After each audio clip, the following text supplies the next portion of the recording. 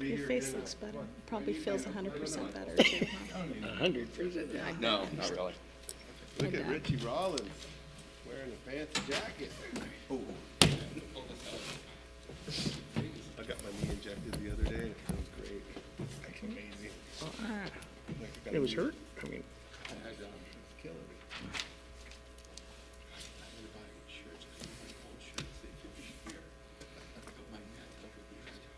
I had a 17 neck and so I got this big shirt. and now buy- your neck is, By the fitted ones, the fit, I probably should get like, not the not the regulars. I used to wear 15 and a half regular. Yeah, so the regular, yeah. yeah, so did I in high school. In high school. 17. We'll make it more interesting. I'll wait till It's 5:30. We'd like to call this meeting of the Port Hueneme City Council to order, and it is now 5:30. Would you please call the roll?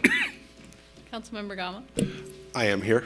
Councilmember Rollins, Here. Councilmember Munoz Schnapp, Here. Mayor Pro Tem Hernandez, Here. and Mayor Burke. Here.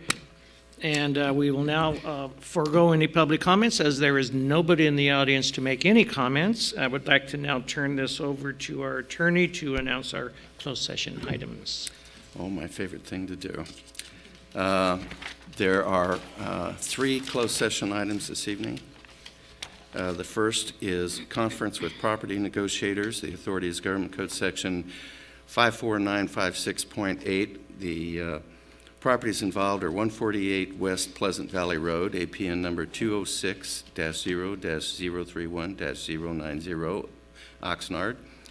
124 West Pleasant Valley Road, APN 206-0-031-120, Oxnard, and 116 West Pleasant Valley Road, APN 206-0-031-130, Oxnard. The agency negotiators, Rod Butler, City Manager, and Tony Stewart, Community Development Director, Steve Kenny, Consultant, Karis Navigating.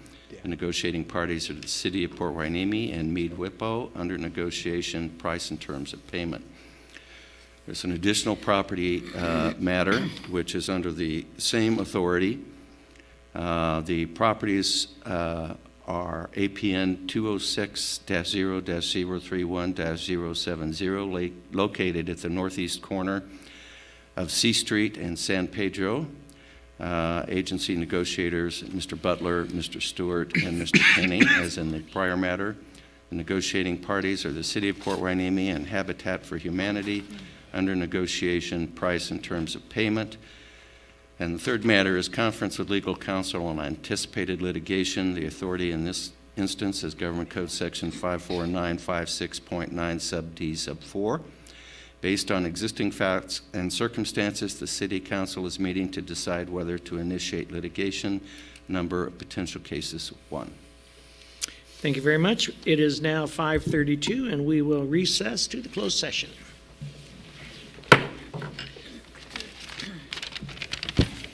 I didn't know if that went back to you or not. I just put it there. I'll take I'm not it. sure. Oh, is that you? Okay. There you go. Thank you for the script.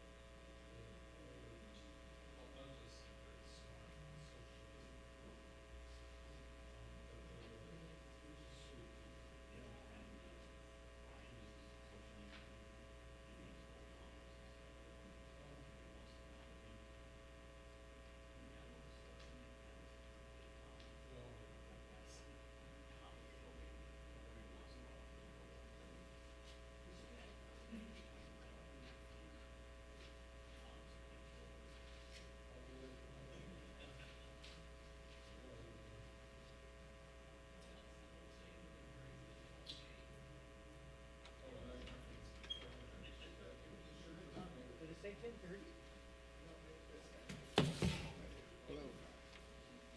that a golf date or something? No, Come on, man. he's doing my, I wouldn't. We gotta get on this. I know. It's been so long, I forget what it's like. No, this is Gold Coast Transit. He's sitting in for me. Oh, and Laura, I know. Laura in that meeting.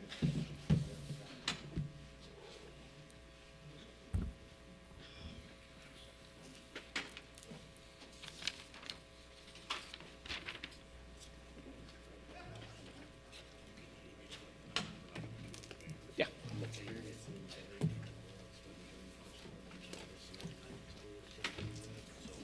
You did?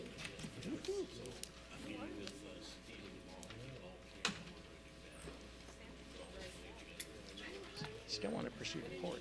They still, the port should still kick in some money on this too. Okay, good. Richie boy.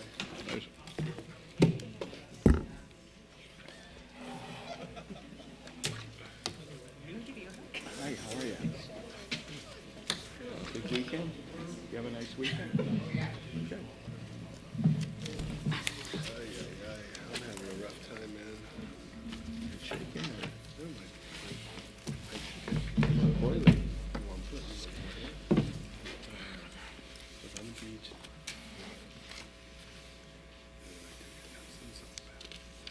And it really makes you feel good, but it turned out like you. Wow. I thought Epsom salt was supposed to soften your skin or something. I thought too. Felt really good on my knees. I had my knee injected with the cortisone. I did gardening and I I took a tree down yesterday. Big one. The bottom of the rain. do you have a chainsaw? I'm gonna have to borrow one, yeah. Don't cut your arm off. I know.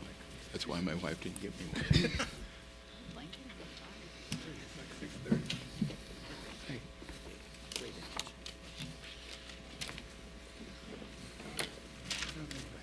It's starting to work.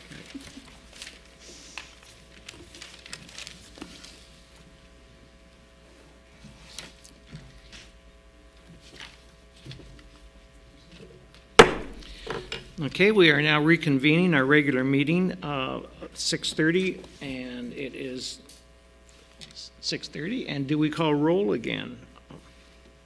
We do the flag salute first. Do the flag salute first. Okay, and that's me. Stephen, would you please lead us in the flag salute? Please stand, put your right hand over your heart and repeat after me. I pledge allegiance to the flag of the United States of America and to the republic for which it stands, one nation, under God, indivisible, with liberty and justice for all. Thank you. Thank you. And now we have inspiration by Yes, Councilmember Schnapp. thank you. And you may be seated. So what is the significance of March 4th? That's today's date, right? Does anybody in the audience know about the significance of March 4th? It doesn't mean March 4th, like walk forth, right? No thoughts? No suggestions?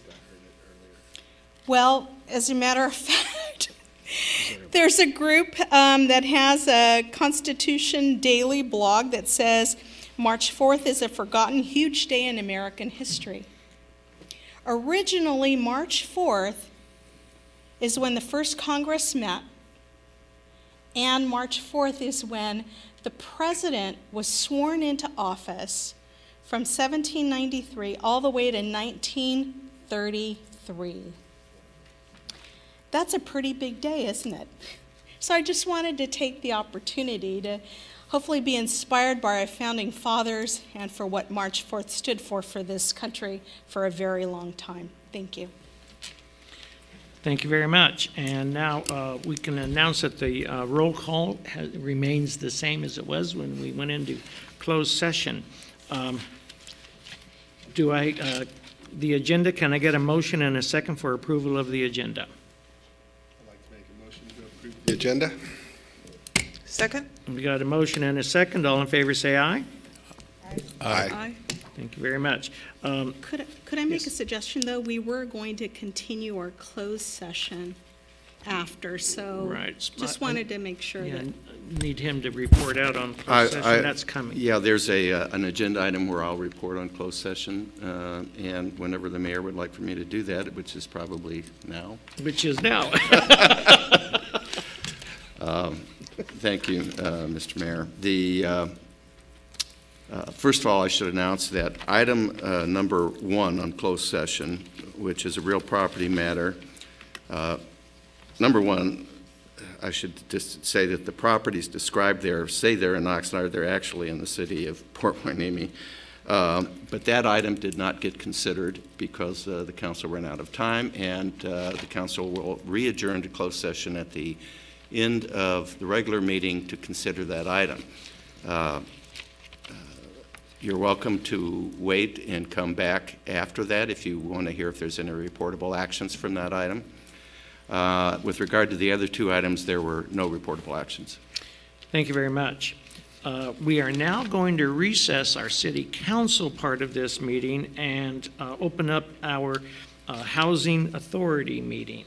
So now we have a housing authority agenda, and we have the same roll call or the same people present. Is that acceptable? No, sir, we have to add in Member Brown. Oh, I'm sorry. We got Johnny with us here. So please call the roll. Member Brown? Here. Member Rollins? Here. Member Gama? Here. Member Munoz-Snop? Here. Vice Chair Hernandez? Here. And Chair Burke. And here. And so can we get a motion and a second to approve the agenda? Motion to approve? Second. We got a motion and a second. All in favor say aye. Aye. Aye. Very good. Thank you very much. This is now time for public comments on any item not on the Housing Authority agenda. Anybody would like to address the council on anything not on the Housing Authority agenda? Seeing we do have one.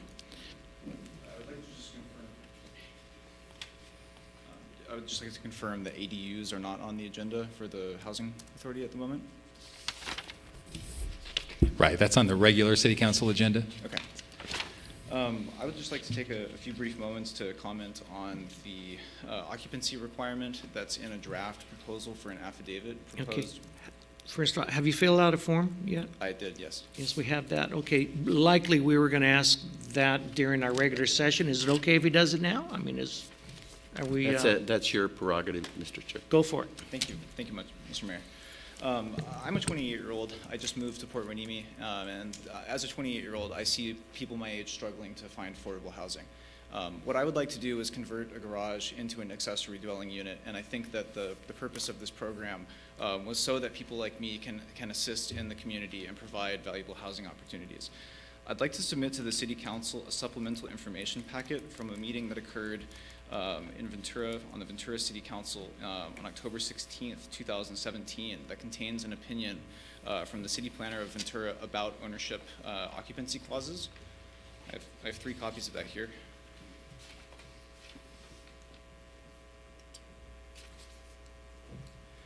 To summarize what the city planner of Ventura was stating in that was that the ownership requirement is not in the spirit of the law that the state enacted, and that it doesn't actually affect anything city-wise.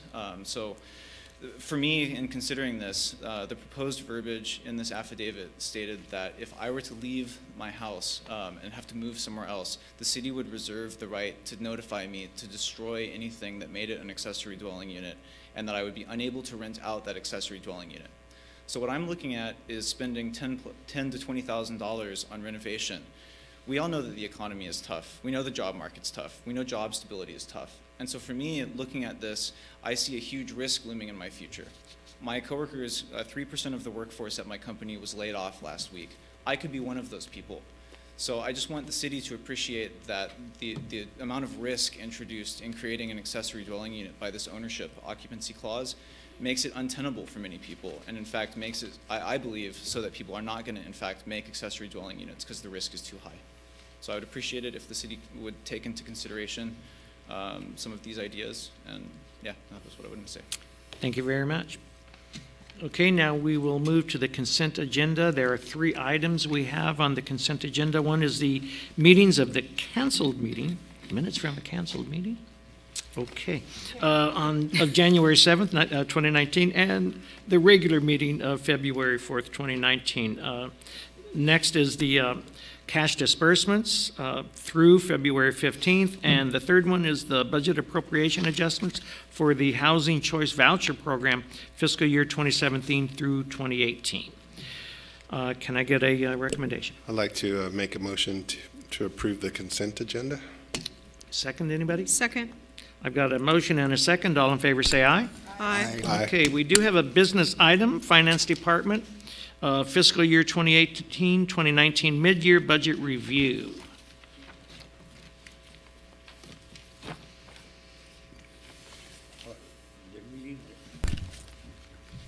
Are we out of the housing now? Not yet. You're part of it, Johnny. Can't leave us yet. Sorry, I just had a comment. Don't go anywhere. Comment area here. We'll get to you, Johnny, I promise.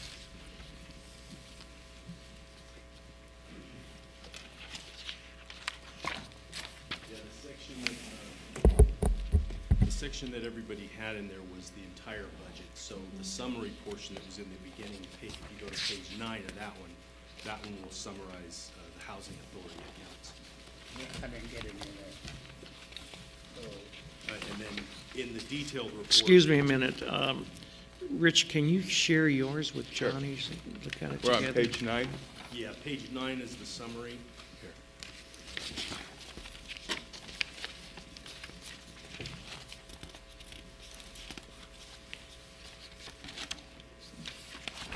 Yeah.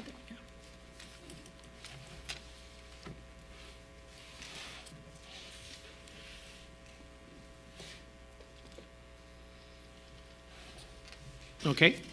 And the summary is the easiest page in what we kind of hand designed so it was easier to understand. It has basically the original budget, revenue, and expense items summarized. It matches up with the details that are on page 85 through 91 of the detailed section.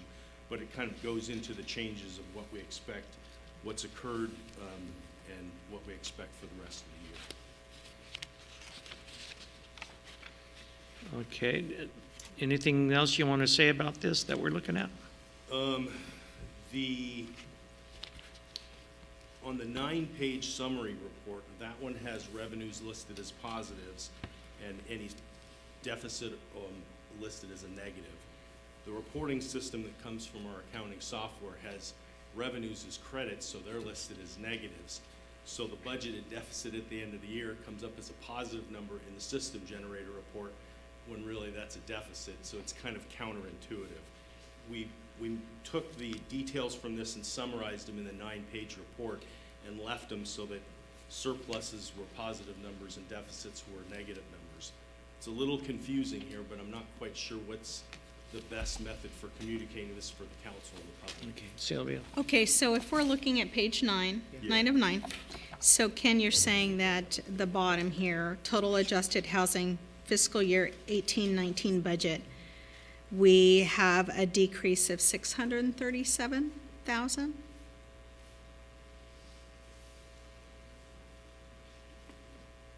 Is that a true negative? Yeah, That's a true negative. yeah, that's a decrease in the expenditures over the revenues. But with the housing authority, it's a little bit different than the general fund, which you would see before in revenues. So this number of 637,976, it's a decrease in the expenses? No, that would be a decrease in what we'll be spending from the reserves to balance everything out for the year. So that's what we're drawing from the reserves Yeah, because if in you order look to down just to the balance? column to the next, it has 4.7 million. That's the total of the expenses. The revenue to the far left is 4.1 million. Got it. Okay, thank you. Thank you. And then what is others, that column represent? It's usually a summarize of just, Other revenue? yeah, well, other types of expenses, because namely the classifications or summarizations are salary and benefits, operational expenses, capital expenses, and other. So it's something that you can't really make an across-the-board determination. But in this one here, it looks like that could be some of the allocated expenses that are allocated out for the different services that are provided to the housing authority from the internal service funds within the city. And do we normally run a deficit in the housing authority? That one, I don't think year to year normally does, but a lot of times you will project out what revenues you're going to get, and the timing of those will not necessarily play in together. But it's not, you know, it's getting more into the individual details where I may have to drag Gabby down here to explain how HUD and everything, because their annual year and where their grant program runs through September. So I'm just asking if this is an abnormal year. If this budget here, what we're showing, is it abnormal? I don't think so, but I did not set up any comparisons to past years to see, you know, like consistencies and trends. I think when we do the 2-year budget, we'll have a Could we little bit see more that? time. Yeah. What I'd like to show is at least a year or 2 years of previous revenue. Some of that stuff you can find in the detailed pages where it has actual for 17-18 through last year. But it's pretty confusing to go back and forth from there, but that's where you would see the prior year expenses. We didn't summarize those in the summary there. We just didn't have enough time. And so right now you're saying that we're drawing out of reserves $637,976 to balance for the housing authority. Right. How much do we have in reserves for that? I don't have that off the top of my head, but I know it's pretty significant. We have, I think,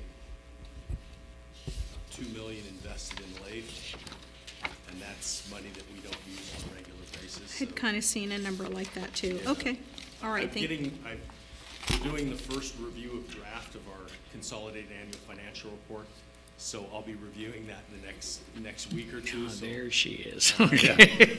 I thought you were hiding. Any kind of history I would trust Gabby on, and Okay, she's able all to right. answer. Okay, But thank you. before we go there, we have another question here.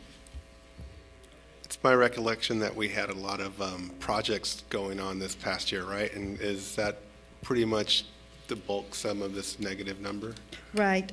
So if you're looking at page 9 under Yes. the current budget, under the revenue amount, and then we're going to go across that line to salary and operations, you will see that we do have a negative amount. Mostly that comes from salary and benefits. If you recall, the board authorized 2 positions at the beginning of last year that did not reflect in our 17-18 budget. So that new amount now reflects that. And that money is going to be coming out of money that we do have in operations in order to expend those. And then in regards to our capital improvements, we also had the balconies on there that were not part of our original budget. So now we are showing this during our mid-year review, which brings you to a deficit amount. And so the 2 folks that were moved over into this area, they were just transferred from another department? No, these are 2 brand-new positions that are currently being filled with temporary employees. While we had 2 at one point, right now we only have 1. But this does show that we were paying and are continuing to pay for temporary employees. So that is where you would see most of your deficit coming from. The key is to probably take it out with the capital of 558,000 of the 637 is the capital items that we're dealing with there. Okay. Yes, Laura? So shouldn't that 558 be reflected as a negative? Well, if you start with the positive of 4.1 million and subtract every column below, that technically it is a negative, but it's only done in the formula, so it's not really displayed out here. But technically, every column to the right of revenue should be, you know, negative Right. if you're going to sum them up, absolute, to come up to the deficit. Are there any plans to correct this software glitch? I mean, is this Yeah, we're a working- problem with our entire budget? It's not so much a problem with the budget, but we do have a very old financial management software, which one of our major projects that we need to do is replace our financial software system. We have the same system that Oxnard has and several other Ventura County cities. It's getting to the point now where it really is not serving us well. That doesn't mean that you've got deficit budgets in every budget because of this financial software system, but it really hinders us in terms of trying to report on and explain where we stand in different funds. I seem to recall this conversation 2 years ago again, and this is, for our new council members, this is going to be something we're going to have to look at as a new, not hardware, but new software system for, it's for the real budget. costly. The system we have, I think we started converting and going to it in 2006, so we've been with it for well over 10 years. So the next system we get will carry, should carry into the next decade or more. Are we going to see the price tag for that in our new budget presentations? Hopefully that's going to be the plan. Hopefully. Well, if we don't, we can't approve it. Right. But I think the difficult part is going to be generating the RFP that will get some of these software providers bidding on the project and figuring out what the cost is. So we'll probably start out with an initial estimate, but it's going to be real rough until we get to the final RFP selection. Okay, thank you. Any other questions? Yeah, Rich? And probably it's new to me in that it was originally budgeted for salaries for about $281,000, and we added about 50% more, and I just wanted to know kind of where that came from, because it was 281, and then we added $145,000 worth of budgets and salaries. So That is correct. We added an additional 2 more positions to the facility maintenance department. And is that money, we take that out of the general fund then, or will that eventually be paid for out of the housing authority? No, the housing authority is federally funded, and we receive our money for Section 8 and the public housing program through capital grant and administrative funds. So none of this money comes from the general fund. I see. Okay, Johnny? Yes, I have a question. Okay, back when you approved money to have 2 new positions, I asked, they don't work for the housing 8 hours a day, so I was told when they work for the city, you're gonna keep track of the hours they work for the city. So do they get money back from the city for the hours they're working for the city, or you're gonna charge it to the housing and we never get it back? No, so that is true. We are, at the end of the year, we are going back and reconciling our books and assuring that if we owe the city additional funds, that's going into the general fund and vice versa. So all our facility maintenance, they keep track of their time, and we keep time in our systems in Yardi and in HTE in regards to the projects. So we do account for each of their time. So that will be reflected till the end of the year, the end of the fiscal year? That is correct. I have one more question. So are there plans to reimburse your reserve account for the difference? As of right now, no. We do anticipate getting operation subsidy from HUD. It is very difficult to kind of do our budget because the government runs on a fiscal at the end of the year, and we run on our fiscal year. So we're always having to make adjustments based on funding. Right now, the Section 8 program is being funded at 99%, where our public housing program is only being funded at 77%. That's why we went ahead and brought RAD to the board last time to assure that we're going to be able to be self-sufficient in the future, because we do anticipate cuts to the public housing fund, but the operating subsidy that we get from HUD should make us whole. Okay, thank you. And did you indicate that the federal budget year is calendar, or does it start in September? No, it's calendar. Really? So yes. Okay. So All it right. ends on 12/31. Okay. Any other questions, comments? Okay, then can I get a motion? Johnny, I have one more comment. please. Not relating to this. My question is probably, I'm asking the city clerk. Okay, I used to receive the agenda and the paperwork showing checks that were paid out, the disbursements, and I used to get them like 2 or 3 days before the meeting. Well, I haven't been getting them. Is there a change to the protocol, or I'm not going to get them anymore? I have to wait till I get here, or what? So that's my question.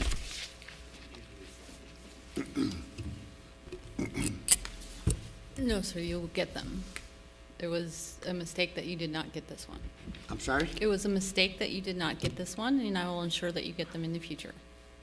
Thank you. Okay. Sylvia? So I make a motion that we approve the recommended budget adjustments for fiscal year 2018-2019 mid-year budget review. Second. Okay, I have a motion and a second, actually 2 seconds, so we're covered there. All in favor say aye. Aye. Okay. Motion carries. So next motion item is that now members' reports, comments, requests for future agenda items? Anything you want new on the agenda next time, Johnny? You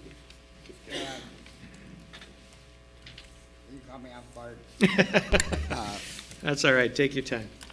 No, I was just concerned, and I got an answer, I guess, that the money that they put for the 2 maintenance workers is coming all out of the housing, and I don't see how the housing's going to get it back. They're saying, she told me that they're going to make a correction at the end of the year. Well, I guess that's my answer, I guess. Okay.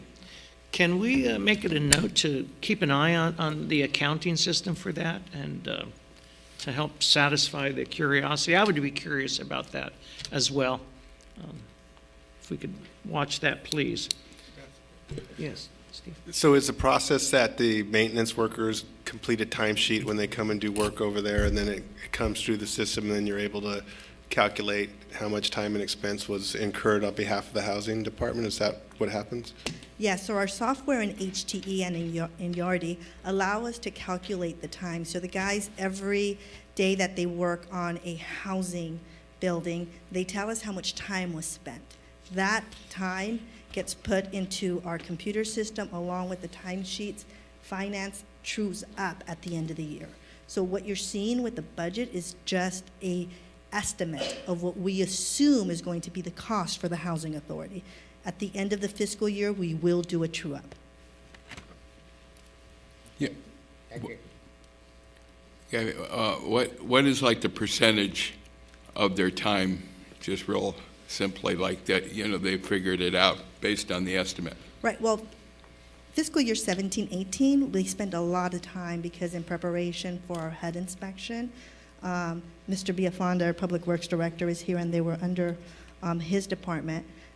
They spent a good 4 or 5 months, all 4 or 5 facilities, individuals within the housing authority. So during the 17-18 fiscal year, it's going to be a big amount. Okay, any other questions or comments? Good then. So the authority will adjourn to the regular meeting of Tuesday, April the 2nd, 2019, to be held at 6:30 p.m. City Hall chambers right here. And so I'd like to now, the time is 6:56. Now I would like to reconvene our joint regular meetings, and the time is now still 6:56. And we do have some speaker cards. Our 30-minute comment period, please. So I've got Christina Birdsey right up at the top. For those of you who are unaware, Christina Birdsey is the Chief Operating Officer for the Port of Hueneme. Good evening, Mr. Mayor and members of the council. I just wanted to do a quick update on some of the dredging updates for our project. I know that the Channel Islands and the Army Corps may be here on the 18th to do a further presentation, and Mr. Villafana will be doing an update on that project later in the agenda item. I just wanted to come up and say that we have officially broken ground on the Port of Hueneme's project. So there are 3 distinct projects. You have the Channel Islands Sand Trap project that's doing the maintenance dredging for the Channel Islands Harbor. There's the Port of Hueneme project that does the deepening on the berths, which is essentially the ship's width against the berth, so about 80 feet off from the wharf face. And then there's a third project that's the Army Corps of Engineers project, so that will be doing the deepening of the entrance channel, the turning basin, and the main slips, which the port is also doing, is paying into that project as well. So I wanted to talk about our deepening project. We'll be completing, hopefully, knock on wood, prior to March 2020, but we have kicked off. And the project is substantially less in volume. So the project for Channel Islands Sand Trap, you're getting about 1.5 million cubic yards onto Hueneme Beach. 200,000 of that is going to Silver Strand. The Port of Hueneme's project, which is just the berth deepening, is about 30 cubic yards. That project did go to the Coastal Commission. And I'm sorry, Steve? Turn your... 30,000 cubic yards? You said 30. 30,000 cubic yards, yes. 30,000 cubic yards. And we took that to the Coastal Commission, and we had asked to have it placed either on the beach or near shore. And although the Coastal Commission expected, the staff had expected it to pass with flying colors, they did have an issue, and they ended up just approving near shore. However, I did want to address the near shore because it does allow for natural coastal processes of waves and tides to be able to still nourish Hueneme Beach. You will not lose that sand. If it were placed in deeper water, then it would be lost to the deeper water and to southern beaches. But we will be seeing that nourishment.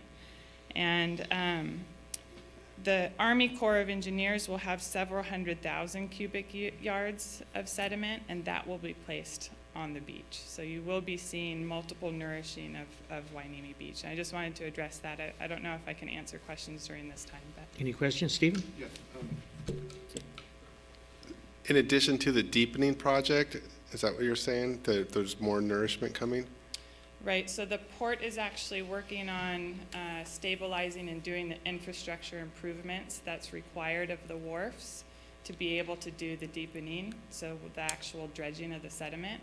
The Army Corps of Engineers is working through their project. They have their environmental documents and they're improving those. And we hope to see them doing their deepening and maintenance project either by the springtime of next year, so possibly just after ours, and you'll see about several 100,000 cubic yards. I'm a little frustrated with the process. I watched the video at the Coastal Commission when it was all set for, and 30,000 cubic yards of sand is about 9 Olympic-sized swimming pools filled with sand. And so to hear you now say that we're not going to lose the benefit of the sand because it's going to be near shore, but it was slated to be onshore. And so if the sand is still going to end up being on our beaches, what's the point? Why did we get short? I mean, I feel like we got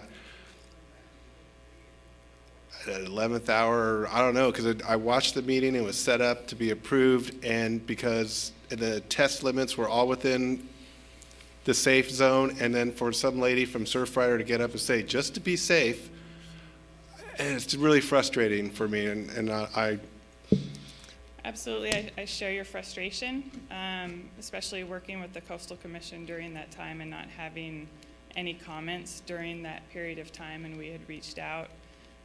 My understanding is, and we have done subsequent meetings with the Coastal Commission on this issue and subsequent meetings with the Surfrider to get on page and have explained the science. I think we have improved those relationships so that projects moving forward and any other maintenance projects or deepening projects, we will have that relationship to share the science, because the science did prove we could do it onshore.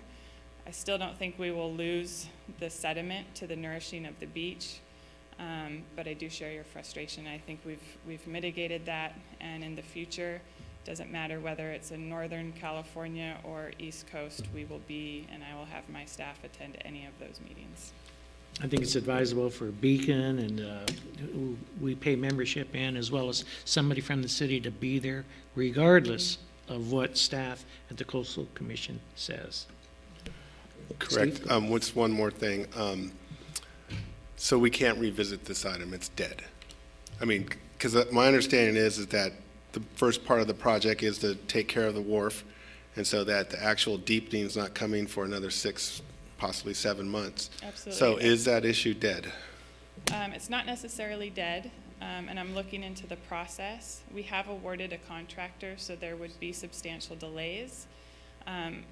And there's a specific period that the dredging can take place. Otherwise, outside of those environmental permits, if there's nesting birds, then you miss that window entirely. And I'm also working within the Tiger Grant Authority, so we have certain deadlines that we have to hit. I am looking at that to determine, and we'd have to get a letter that stated from the Surfrider Foundation that they approve it and remove their disapproval of it. Make sure that the Coastal Commission then approves it on another board meeting, and we'd also have to change our state lands lease. There's an actual specific lease for the area that the sand gets located. So it is a lengthy process. I know that we do get the sand through the tides, and it's 30,000 cubic yards, so much less than what the Army Corps will be, and just a short period of time afterwards. I think in the future, any project, though, absolutely understand your frustration that we would be there to make sure that we're explaining the science. It's bittersweet, but it'll be a help, but not what we had hoped for. Sylvia? So this certainly is one of those agenda items for the Port City Standing Authority, and I don't know when the next meeting will be, but maybe it could be talked about in detail there. That's what I would suggest. I agree, yes. Thank you very much. Thank you. Thanks. I just had one. I'm sorry, Christina. If things stay the way they are, how far off the shore is the sand going that it would come back to the beach? It's considered near shore, so it goes kind of on a barge and then is let go underneath the barge. So as opposed to the piping that you actually see on shore, the 30,000 cubic yards will be clamshelled, what they call clamshelled, put on a barge, and then in the actual near shore in the surf zone. So it wouldn't go in, there's some deep water canyon, it wouldn't go into there? Absolutely not. So it would actually go into the surf zone, so you'll see it moving through through the wave action and the tides, you'll see that replenish Wainini Beach. Okay. Good. Any other comments? Thank you very much. Thank you. Tina Rivera with the Ventura Regional Sanitation District. Welcome. Hi, good evening. I'm here this evening to extend an invitation from Ventura Regional Sanitation's General Manager, Mr. Chris Tyson, and all of the Ventura Regional Sanitation staff, affectionately known as VRSD. This invitation is to all of the Port Wainini council members, staff, and constituents of the city. And we'd like to invite you to join us in a walk to build a much-needed Ronald McDonald house, or in our case, a room at the Ventura County Hospital. The Ronald McDonald room will provide housing facilities, sleeping quarters, laundry, kitchen, general living area, free of charge to families whose children are receiving care in Ventura, at the Ventura County Hospital. And it serves all of Ventura County. This is the first facility of its kind in our area. VRSD, as a leader in public service in the county, would love to see the unification of all public service entities for this great cause. The Walk for Kids is scheduled on April the 7th, with the festivities beginning at 7 a.m. at the San Buenaventura State Beach, which is located at 901 San Pedro Street in Ventura. And I have a lovely poster and a fact sheet that I will leave with the city clerk, and hopefully you can display. And if your agency leads in event donations, I will gladly be visiting you guys again to deliver a Leading with a Heart award that VRSD and its management team is sponsoring to the community that raises the most funds for this great cause. We are putting this challenge forward to all of the cities within Ventura County, and we sure hope that you would consider participating. Thank you so much, and I'm available to answer any questions. Thank you. Any questions or comments? Steve? So do you put together a team, and do you have a team of walkers? Is that, Yes. And then you look for sponsorship? Is that how it works? Exactly. So for example, the Ventura Regional Sanitation team, we created a name, Supers at VRSD, because our theme is superheroes. And just kind of to make it a little bit more fun, we're going to go in costume and so forth. But the people that, the dozen or so people that have joined to walk will then also now be seeking support from their friends and their family to generate some funds for the project. And you can be a virtual walker. I mean, there's so many ways to support this cause. You can actually walk on the day. You can be a virtual walker, which means you can be sitting at home and still. Everybody likes that. You can also. We also need event sponsors. If you are a corporate sponsor and wish to contribute. There's various levels of support that you can provide, or we also need people just helping out during the day before and during the event, whether it's at registrations or just doing different tasks that are necessary.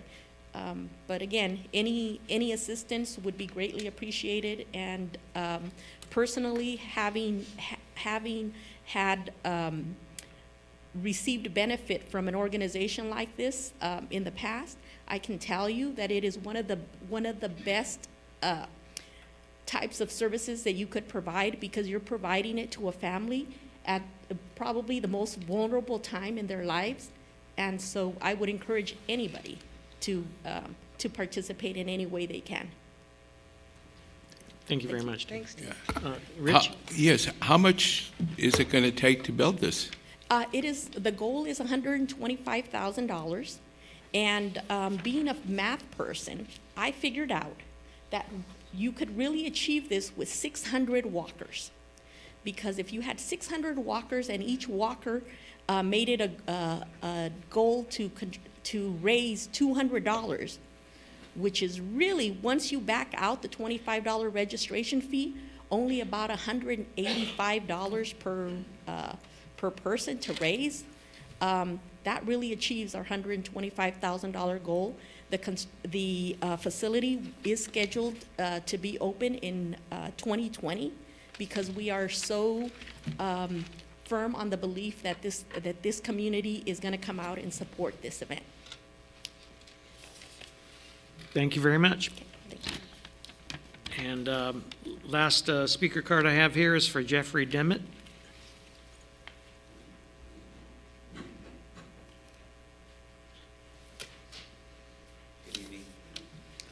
Being a citizen of this community or this city for my entire life, 46 years, I just wanted to address something. I received a parking citation for parking on my yard, and sometimes I work out of town, so the night prior I was given the citation. It was issued at 5:54 p.m. and so I knew I was not going to be present on Thursday to move my vehicle, so I had parked it on my yard the night prior, and unfortunately I had received a citation which was then mailed to the owner of the vehicle, which is my boss down in Carlsbad. He wasn't in town, so I ended up being notified of this, almost to the point where I wasn't able to have any time to come before you and explain my situation or whatever. So I just wanted to maybe see if I could have the permission to have this dismissed on the fact of the elements and the reasoning that I just presented, and more or less, that's kind of the gist of it. Can you explain one more time what happened? You were leaving town the next day. Yes, I was not going to be present on Thursday, which is the street sweeping day on my street. So I left it in my yard the night prior. So Wednesday evening, I parked it there. In preparation for Thursday, me not being present on Thursday, I was going to be coming back Thursday evening, early Friday morning. So I parked it on the yard the night prior, and that's when I received the ticket. Overnight? Correct. Or 5:24 in the 5:54 p.m. Okay. Rod? Yeah, Mayor and Council, you did submit a speaker card, correct? I did. Yes. Yeah, great. So we'll take that information. Tony Stewart, who oversees the department that includes parking enforcement, is not here with us tonight, Okay. but he's back tomorrow morning. I will make sure he gets that information, and someone will contact you. Excellent. I'd like to promise tomorrow, but I'll say tomorrow or Wednesday. Fair enough. And they'll tell you that, have a dialogue with you about what happened and Awesome. tell you how the appeal process works. Thank you. Sure. Good luck. Okay, any other comments from council members? Thank you very much. Okay, now this is a City Council Surplus Property Surplus Property Authority Special Joint Meeting Agenda. So we've had our speaker cards here, and we do have one business item, which is fiscal year 2018-19 midterm budget review for city and the Surplus Property Authority. So recommendation is upcoming. Do we have a report first, though? It's really not going to be too much different than housing. Yeah. All the pages rather than one summary page. So now if there's any other kind of questions that you want to explain, like the salary portion. People who are paid salary, we have to estimate what those percentages are, and then they're paid. There's a few different departments and funds that require you to go through and revise those projects and transfer that back, and that's done basically at the end of the year. So that's some of the weaknesses that we have in our system, that hopefully with a new system, there'll be better time management software to enter that data and information faster, so that we don't have to wait until the year's up to kind of see where that workflow is going. So you're hoping for an early Christmas for finance department, aren't you? Well, Right. The unfortunate part is the cost of conversion and the cost of systems are so high. That's why Oxnard went through an RFP that ended last March or April, and the costs were so high, I don't even know if they come to a final decision on what Really? they're going to do. So, in this technological age, you can get a lot of things done, but trying to get a lot of things done at the right price is really the tough part. We're trying to draft a request for proposals that will do that and take care of this, but it's a real big project. Okay, do we have any questions or comments on the mid-year budget review? Laura? Yeah, I'd like to ask staff for a more thorough report for the benefit of our audience who does not have this letter in front of them. Could you tell us what we're trying to do here? I think it was August of 2017, the council approved the last two-year budget. So the current year we're in, the year starts in July of 2018, ends in June of 2019, had estimates that were a little old and needed to be revised for things that we were currently doing. The main process and purpose for going through this is to look at the original budget that we started at the end of the year and make an adjustment to it. Normally I like to do this in December and January, but I wanted to get all the expenses closed through December, so that we had it closer to 50% of the year expended to know what we would do for the remainder of the year. Any other questions or comments? Yes. I have a question. I noticed on the Housing Authority section that the risk management number is the exact number for the... I just saw that too. Yeah. I'm trying to understand, is that, because clearly the Housing Authority is not $1.8 million, but so it looks like the total risk management cost for workers' comp liability property insurance is $1.8 million, but when you break it out, you're listing that same number both in the housing section and in the general fund. Were you going through the summary pages that are 1 through 9, or were you going through? If I look at the mid-year budget, page 74, risk management and risk administration, it's called. It's 1.827915. Yeah, that one is it's the internal service fund. That's where all the costs are allocated out to the different departments. Okay. And it will include the expenses on that page 74, the environmental insurance, general liability insurance. The first is environmental insurance, that's got purchased through somebody else, but the next two, the general liability, retro, and current insurance, that's what we get through the CJPIA, the insurance authority, and that is the insurance for the whole city, and the cost allocation calculates how we appropriate that out to. Okay, That hasn't been updated. okay, so I understand that. My question is, what percentage of that total cost does the housing authority get charged at the end of the year? Because it looks like they're being allocated that whole amount.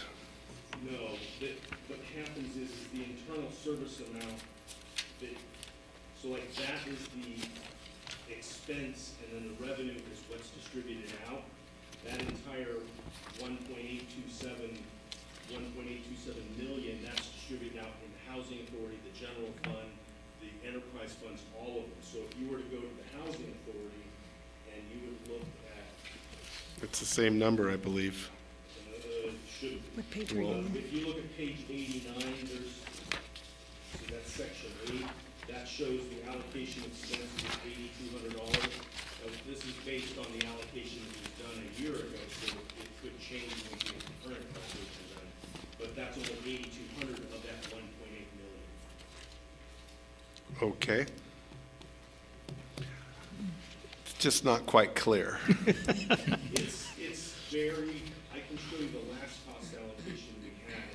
It is so complex, that's why we don't do it, we contract out for it. But there's a lot of these things that, just like in the risk insurance, you can take it based on the expenditure level or what.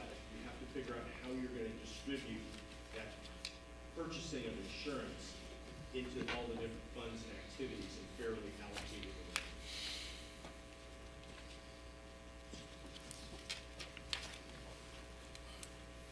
But that internal service fund allocation is gonna be both that one that was Fund 449, is the risk assessment, and I can't remember the fund off the top of my head, but I think there's another internal service fund for building facilities maintenance too. But those basically are where the expenses are generated, the revenues equal them, so they don't carry any balance, they're distributed out every year. We really haven't updated that portion of the mid-year budget because we rely on that outside party to do those calculations for us. And that was one of the real reasons why we had the problem with housing authority with HUD, is because we didn't have an allocation methodology that adheres to their rules and requirements. When you have a real simple system, it's pretty easy to design. When you start getting real complex like we do, with water agency, housing authority, separate utility enterprises, and different things like that, it makes it a lot less simple. Are you confident in the system now that we're using so we don't get into that problem again? Yeah, because every year we're using numbers that are calculated and based on theory. And you know, if you ever want some insomniac material, the last allocation will explain how sometimes a portion of somebody's pay is in there, but the remainder is left out, and how they come up with facilities maintenance. They use square footage of buildings as to how much to distribute that cost of maintaining. Yes, Sylvia? Yeah, so on your, the memo for the recommendation for tonight, so I just want to make sure that you're identifying that the city had originally projected an operating general fund deficit of the 2017-2018 year of $1.181 million. No, that was 18-19. The 1.1. Okay, this is 18-19. With the new revenue that we've been having and the expense cutting that we've been able to do, is basically taking that 1.1 million down to a $405,000 deficit. So we've made improvements by like $750,000 in both expenses that we didn't fully expense, right? So we had savings there, but we also drove revenue as well. Okay. So And that's that current projection is based on the updated revenue items that we have. Sales tax we got through HDL, property taxes, our own calculations with the cannabis dispensary contribution. So I'm real confident that we have secure numbers there, and, you know, with the voters passing Measure U, we should be away from that perspective again. But I think the next couple of years, we'll see an amount budgeted to return back to those reserves, so that if we ever do get to that point again, we'll be able to weather that storm and make it through it.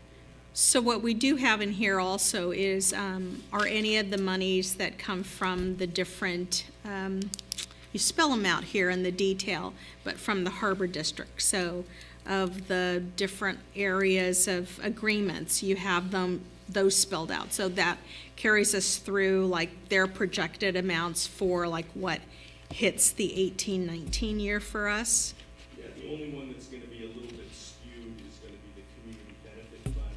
That they get through their operations, they determine that we get a certain level, and then it's available in the next year. We're still kind of working out the bugs to making that work smoothly, but I think we've got in there budgeted what we're going to spend, and then that reimbursement comes down the road. Because that one, yes, because that one is where we have to expend it first and then call for a reimbursement for those funds. So Okay. my suspicion and guess is probably going to be that within the next 3, 4, 5 months, we may be coming back to council, hey, this is the projects we got done, this is what we spent, this is what we didn't spend, and this may be from 1 or 2 years ago, that, oh, we have 30,000 still from here. So we'll kind of be going through that. Hopefully I'll be able to reconcile it, put it together where everybody can look at it and say, oh yeah, I understand what that is. And then Measure U doesn't necessarily kick in until April, right? So we're still outside of that, Yeah, it takes correct? effect April 1st, and then we would start receiving the first real dollars from it in July of this year. So it wouldn't affect this 2018-19 year. It'll really work out for 19-20 year, right? Okay, all right, thank you. We had originally received a $200,000 payment from the port to start this community benefit fund. Has that all been expended? Not a payment. We got a $200,000 Promise. approval. We've been trying to spend that up, and I think we're at 75,000, 81,000 from what we spent through last June. So we still have to spend it and then get the reimbursed back. And that's kind of working through. Yeah, so we're nowhere near 200,000 yet. Councilmember Rollins has requested lately some more information for the council on where that whole process stands now, starting with the original 200,000, and there's been 2 more years after that we've gotten 100,000. So, you know, what we spent, what we've reimbursed for, and just some more education, especially for the 3 new council members on how that process works. So I'm looking tentatively at, I haven't told Ken and Joe this yet. They're going to get hit with this on Wednesday morning. But we're looking at the April 2nd council meeting to present that information. With some of that detail. That's right. Yeah. Steve? What's the process to allocate those funds? So the first 200,000, that first chunk, was all at the discretion of the city of Port Hueneme. So the council at that time allocated all but I think maybe a $10,000 or $20,000 contingency. With the more recent years, the last 2 years, and it looks like because of the success of the port and the revenue they're generating, we will get that $100,000 every year into the foreseeable future, unless we have a 2008 style crash or something. That for the newer money, the council and the Oxnard Harbor District Board of Directors work together through the City Port Committee. So the City Port Committee, 2 members from each governing body, make a recommendation to each full governing body. We came up with probably 5 or 6 categories of things. For example, $10,000 for homelessness or human services. So you've seen some of the hot media coverage recently of the work that the police chief did to pull together the money from the beds at the homeless shelter. That $10,000, well, 10,000 of the 35 was Oxnard Harbor District Community Benefit Fund money that was allocated for homeless programs by both the Port Hueneme City Council and the Oxnard Harbor District Board of Directors. So it's a cooperative process for all of the money after that first $200,000 allocation. Yes. So would there be an ability to it appears that you spent approximately 75 of the initial 200,000. is there the ability for the current council to reassess the other 125,000 and how that might be spent the same or differently based on the current needs? Yeah, the way that I'm reading that, because there's still money available from the original 200,000, is we would bring that back to the council with a report on how the previous council allocated the 200,000. And for the amount that isn't spent, if there was a desire now, we've had significant changes on the council to reallocate the remaining money of that 200,000, that can be done at the discretion of this Port Hueneme Council. If you start talking about the more recent years, the $100,000 a year, then that needs to be a cooperative process of the Harbor District and the City Council. But while the money was well spent for the homeless beds and those types of things, that's actually being spent on the second and third year, but it hasn't necessarily been jointly approved by the... Yeah, no, it was. It was by us that were on the council at that time when they first came in with that money. However, because it's been around for what now, 4 years? This would be the fourth year. Yes. So However, has that 100,000 been? There will be updates for the new council to make decisions on those funds that have not yet been spent. I see. Great. So it will come back to us. Can we, later on in the meeting, I'm going to bring up something that kind of falls into this area. So I was wondering, can we agendize this at some point in the future so that we could have an open debate about how to go about this community benefit fund? Yeah, well, April 2nd, we'll be bringing that first report back on where things stand, what has been spent, what has been submitted for reimbursement, what has come back for reimbursement. Keep in mind, though, that as far as the process of how we do it, a lot of that is spelled out in the settlement agreement, October 2015, between the city and the Oxnard Harbor District. So it depends on, the scope of what you want to discuss. We can tweak around the edges of the way the city does its part of the process, but it does the agreement clearly says that after that first $200,000, the future years need to be a cooperative process where both governing bodies approve the budget. And I think that's kind of what I'm leading into, is like, let's start preparing for that process and get everyone involved. Sure. And I also believe that there are ways for us to be able to get our reimbursement of the central fund a little quicker than after all the funds have been expended, but we can get some of it quicker. So. Yeah, the problem is when I got here, I found that there was a community benefit fund, but it wasn't being used.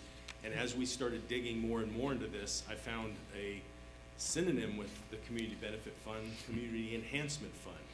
So there was all these different nomenclatures going around and trying to track it down. I think the pedestrian improvements that Dawn had put up, we didn't get charged to that correct fund, so we've got to find those. If that was spent last year, that's good enough for the port, and we find that information, give it to them. It is clearly a reimbursement, but we have kind of 200,000 in projects that the council's approved. They didn't need their approval, so that one's good to go, and I think we've only got about 75 out of that. We have another 100,000 that the council approved in that point. Port Joint Committee approved those too, so those ones are good. But my thought is if it's for, say, the 70th anniversary, and we've got all the expenses in there, but we don't have any more, that's something that we reallocate. The current council will basically approve what we want to use it for, and theoretically we'll need to go back to the port and get their concurrence, and then we'd be okay to spend it. So before anything gets changed to what's there, we have a whole 100,000 plus in this current year that no council has even looked at, but we haven't got the system caught up enough where we'll even get to that point. So that is another possibility that was available this year that was from their last June ending earnings, and I think it was 104,000 because there's a CPI indicator that increases the amount that their revenue is based off, but it also increases our 100,000. So as long as it doesn't drop below, I know it was 1.3 million generated the 100,000, so now it escalates up, and they've been doing 16, 18, so they're doing really well. So it is a good continuous stream, and we're kind of a little behind in getting caught up with the reimbursement process. So there'll be some action once we get this straightened up enough where I can clearly show you a chart that hopefully you can at least gather 50% of the information from there. It's not too confusing. Because it was a big project to go through, and I based it off of when the council approved it. Well, when I was going through history, the council had changed some of those approvals, so we had to get the most recent approval and kind of track them that way. Any other questions or comments? Good little side conversation. Let's bring it back now to the mid-year budget review. Can I get a recommendation to approve this, please? I have one more question. I don't want to get into specific details, but I went through the budget and I see some areas where the prior year budget is being exceeded in this year's budget. And then I see that a column called budget adjustment. So when somebody runs the proceeds of their budget, do we just automatically increase it, or is there a process to go through with that? And because some of the areas I'm looking at are kind of, some of these costs are very high. And it seems routine, oh, well, you're almost to your budget, let's just increase it $140,000. The first column that was in there, that one's the actuals for 17-18, so it doesn't compare it to what was budgeted. But the next one is what was originally budgeted 2 years ago for the current year, and then the year to date is everything that's been spent through December, and then sometimes even a little further because there's not a clean cutoff for reporting for the system. And so some of those we have come up with. That's why we have that adjustment, because if we didn't, they would end up being a deficit amount. In the year-end budgets, in the CAFR that will be coming out, I'm hoping at the next meeting, it has in the notes a section that compares the budget to actual and sees what those variances are. That will be a key section to kind of hone in on. Could there be a way to pull out the budget items that are exceeding their budget and being allocated additional funds? And then perhaps we could have an explanation as to why. Highlight them or something, so we can that's respond. kind of what we're doing here. The problem is this system doesn't allow for a lot of, let's say, speedy and efficient and on-the-fly type of transactions like that. So that's one of the things that we get into a new system. When I would rather give monthly or quarterly operating data where you can see and compare that budget to actual, and look at that and say, oh, we've expended 50% of the year, but you've expended 55% of your budget, and kind of inquire that. We don't really have that ability, and it really can impact how fast both council can act and the public and staff can because of the information that's provided with the system. Hence why I've kind of been a pretty loud critic of this system. Rich? Yeah, I just in approving the mid-year budget, and I'm looking at the summary thing, sometimes there's adjustments that are 50, 60% higher than what the original budget was approved for. And I'm just a little bit lost on there's one category where it was originally budgeted for $627,000. Well, we're asking for $327,000 adjustments to be $955,000. And while I wouldn't necessarily need the detail of it, that's a big chunk.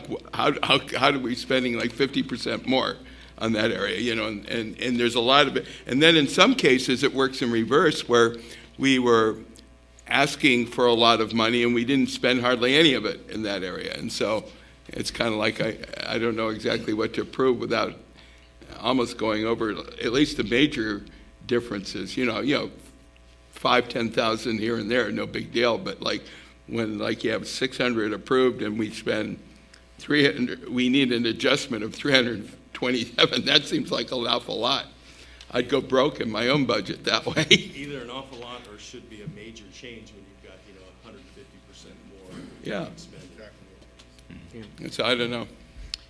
Any other questions or comments? We still have need of a motion. So I move to approve the recommended budget adjustments for fiscal year 2018-2019 mid-year budget review. Thank you. Can I get a second? Before I give a second, I just have one more question. On these issues of overrunning a budget, can we drill down and get more detail into the next process? Because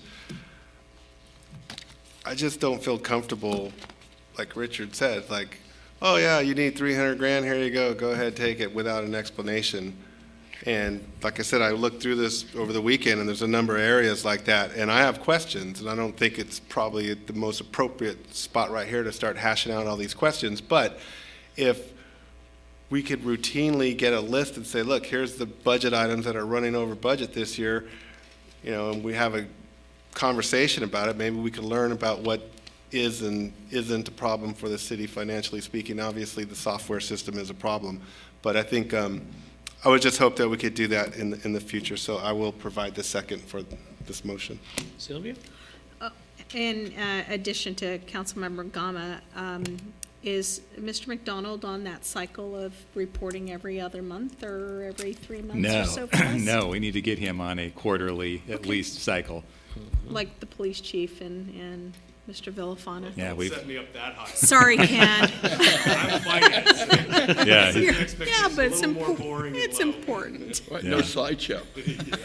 Yeah, but this is the time we have to start doing this now. Yeah, and we're going to have to find, if we can't get the new, it's called an ER, the fancy word is ERP, Enterprise Resource Program or Platform, which is the financial management software.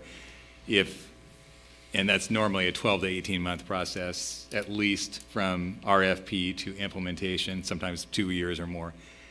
We're going to have to find a way to, in the interim, get better, more understandable financial information to the council. So I know that's a challenge because, you know, if you don't have the system designed to do that, you are creating it takes a lot of work to pull from the current system the information that would make better reporting possible. But we're just going to have to do it because, you know, to manage effectively and to do the next 2-year budget, we've got to have that kind of information available. So we understand that that's important, and we'll just have to do what needs to be done to meet that challenge until we can get a new modern system in place. And we have a second. I'd like to ask for a roll call vote, please. Councilmember Gama? Yes. Councilmember Rollins? I'm going to say yes, but I would like staff to be able to provide some explanation on some of these major salary adjustments. I don't want to hold up the process. I'm going to vote yes, but for my own personal peace of mind, knowing why we spend a whole lot more money on a particular area. So, yes. Councilmember Munoz-Schnapp? Yes. Mayor Pro Tem Hernandez? Yes. And Mayor Berg? Yes. Okay, we're now going to adjourn the joint meeting that we are in right now, and we are going to start again with just the city council meeting. That provides an opportunity for more public comment if anybody would like to say anything else. And if not, we do have a consent agenda, which has 4 items. One is the minutes of the special meetings in January 22nd and February 12th, our disbursements, the amending section 10802 of Chapter 6, Article 10 of the Port Hueneme Municipal Code pertaining to development standards for accessory dwelling units, the second reading. And the recommendation is to adopt by title only and waive further reading and ordinance of the City Council of the City of Port Hueneme, California, amending section 10802 of Chapter 6 of Article 10 of the Port Hueneme Municipal Code pertaining to development standards for accessory dwelling units, also called ADUs. And the last item on the consent agenda is the updated job descriptions for the senior lifeguard, assistant lead lifeguard, ocean lifeguard, assistant junior program coordinator, junior lifeguard program, and instructor program. Would anybody perhaps like to pull that, and let's talk about that a little bit more? Okay, I would too. So let's pull item 5 for discussion. But now can I have a motion for the consent agenda? Move to approve the agenda as amended for consent. Second. All in favor say aye. Aye. Okay. Now, when do we go about looking at number 5 now. Can we do it right away? now? Sure, yeah. Let's go right away then, Yeah, please. this gives me an opportunity to introduce our interim deputy city manager. Linda Lee is still among us for a couple more weeks. In fact, I spoke prophetically at the last council meeting. I said something like, this may not be Linda's last appearance. It turns out she'll be back on the 18th to present a very important item on our structure of our Human Resources Division. But we did start last Monday, Mr. Joe Tanner as the interim deputy city manager, and we are in recruitment for the permanent deputy city manager position. It closes on March 29th. So Joe, I think probably his first day here or second day here, worked on this project. It's fairly minor as I understand it, and I think it has to do with changing some of the wording to allow us to capture more applicants for these lifeguard positions. But I won't put words in Joe's mouth, so maybe you can run the council through what these changes are all about and why we're doing it. Sure, I'd be happy to. First of all, thank you, Mr. Butler, city manager, and thank you to the staff for a very warm welcome that I received this week, and thank you to the city council as well. I'll just start off. I think that the job descriptions overall, it just gives the city a lot more flexibility during the recruitment process. One example of that is changing some of the minimum qualifications to desirable qualifications. One of those is having an EMT certificate, which can be very difficult to obtain and can be definitely a process. And then also, during this second review of the job descriptions, we had an employee, the recreation manager, was out on leave for a short period of time, and she was actually involved in reviewing the updated job descriptions, and she will be overseeing these positions. And so just to give her a little bit more flexibility and a little bit more command of the positions overall.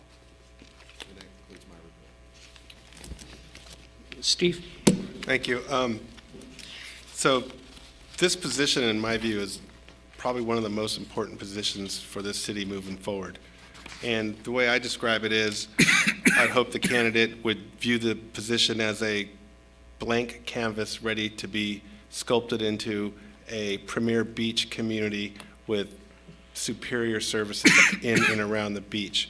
And I also, on the process side, Mr. Butler, I'd hope that the council could be the final step in the evaluation selection process, so that we feel we're involved in the process at the very end.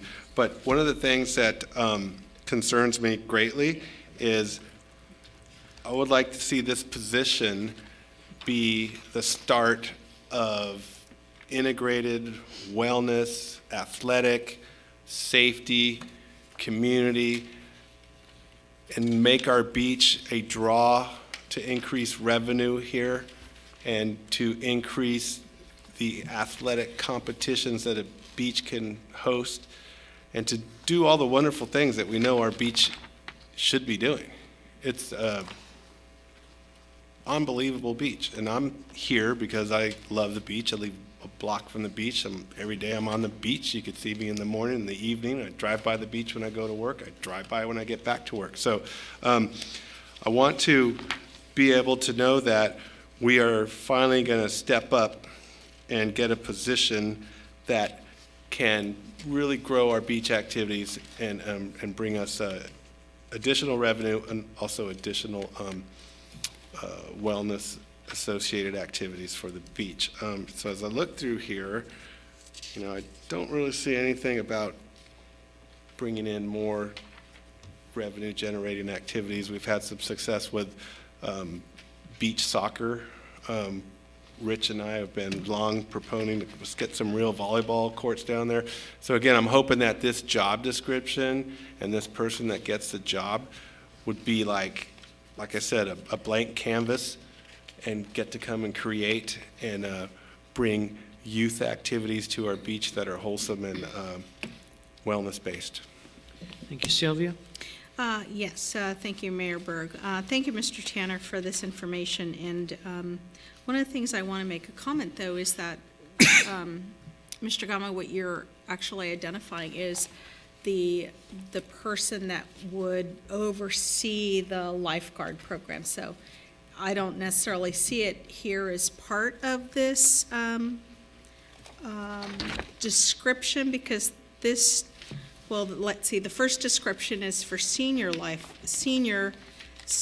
lead lifeguard, and so these are all the descriptions for the lifeguard, but not necessarily that other one that would be more of a recreation interface, right?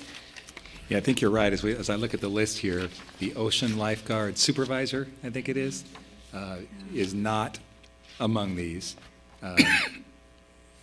because we're comfortable with the job description for that position. These are the actual core staff, the lifeguards, the head lifeguards.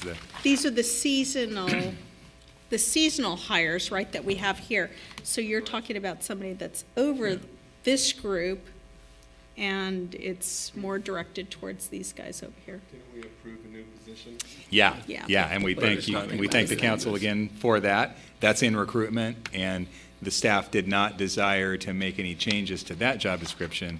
It was some issues with these other lifeguard program job descriptions, including, as Mr. Tanner said, the EMT requirement. We were finding that was pretty challenging for someone who's just, entry-level lifeguard.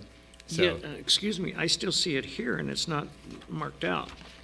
Under licenses, certificates, and special requirements, you've got 1, 2, 3, 4, 5 items there, and then desirable qualifications. And it says valid California driver's license, CPR certification, first aid certification, physical ability to swim 500 meters in 10 minutes or less. That was struck out someplace else, and it's put in here. It seems like you're just moving some words around. So you're actually identifying EMT as desirable, but those other requirements that are needed are above that.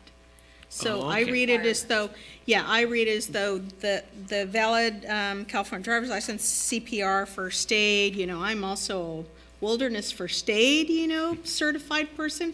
It is kind of tough to go through, yeah. But, and then all these other physical abilities and all, but desirable would be if somebody comes in with an ENT, hey, that's great, but it wouldn't necessarily be like you have to bring in that when you apply. So on their minimum qualifications, must be able to swim 500 meters in 10 minutes or less. That's stricken out. And that's been removed. And under licenses, certificates, and special requirements, physical ability to swim 500 meters in 10 minutes or less. So I'm considering that the purple that we see here are all either the additions or those that are stricken out, right? Okay. And then under ADA compliance, ability to swim 500 meters in 10 minutes or less. Is that a BFOQ?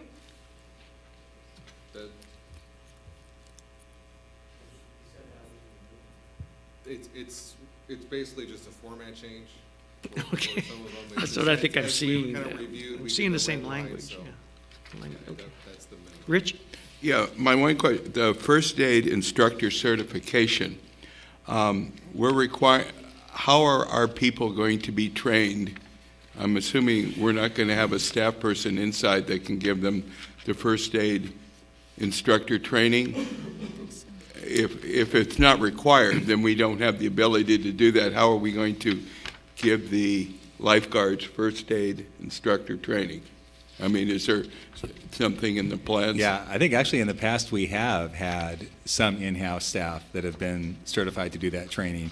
But if we don't currently with the existing staff, there are a lot of outside sources where you can, have trainers come in and provide that on a group basis. But we'd have to additionally pay for that, though. That's true. Okay, so these ones that are now desirable, I'm just wondering, in the past, were they mandatory and now they're desirable, or is that something that they just added on beforehand? I mean... You know that history? You may not know the answer, I think that's new.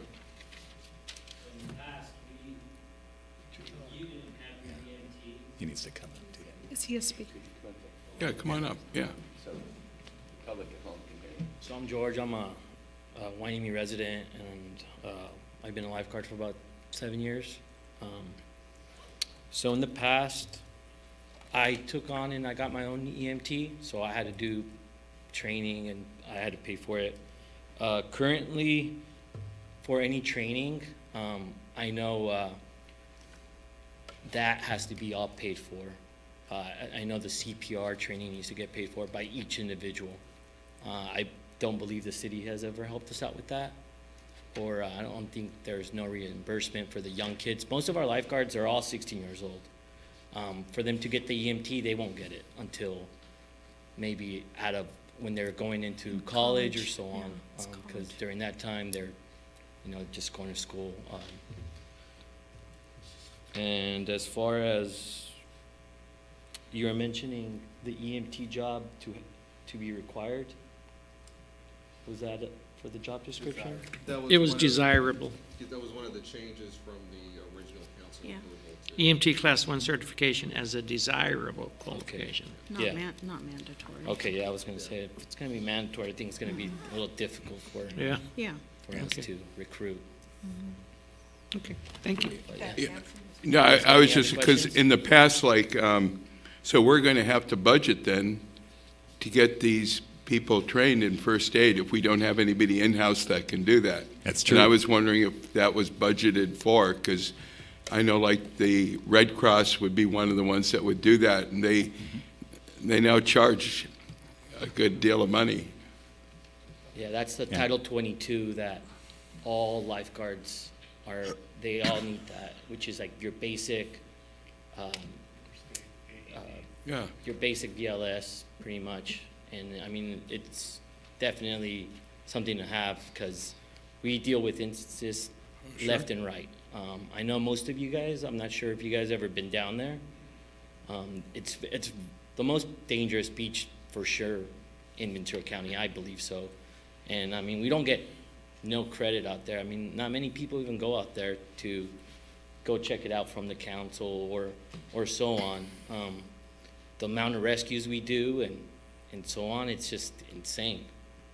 So that is, something that is needed for every lifeguard. I just want to say, I personally have seen that because my brother visiting from Boston got caught in the riptide and they came out and took care of him. Yeah, that's fortunate. I've been, I go to that beach so often, especially during the off season, which is really cool that the city council did approve that full-time position because I've rescued over a dozen people, and I'm talking about when they're in the outside already, and that current's taking them down, and all you see is their poor little head just popping out, just bubbling. And that's been off season.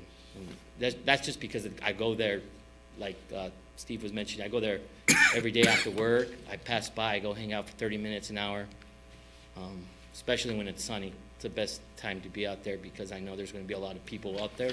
So I just go literally just to go hang out and watch over whoever's out there. So, I mean, other than that, Thank you very much. Thank you.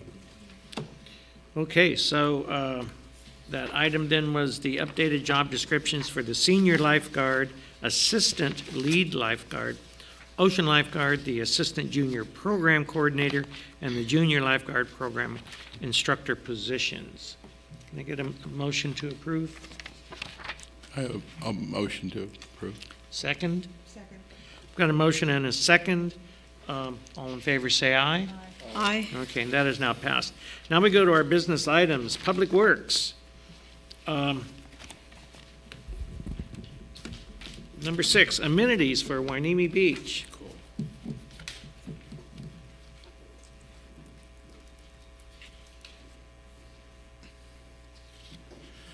Good evening, City Council.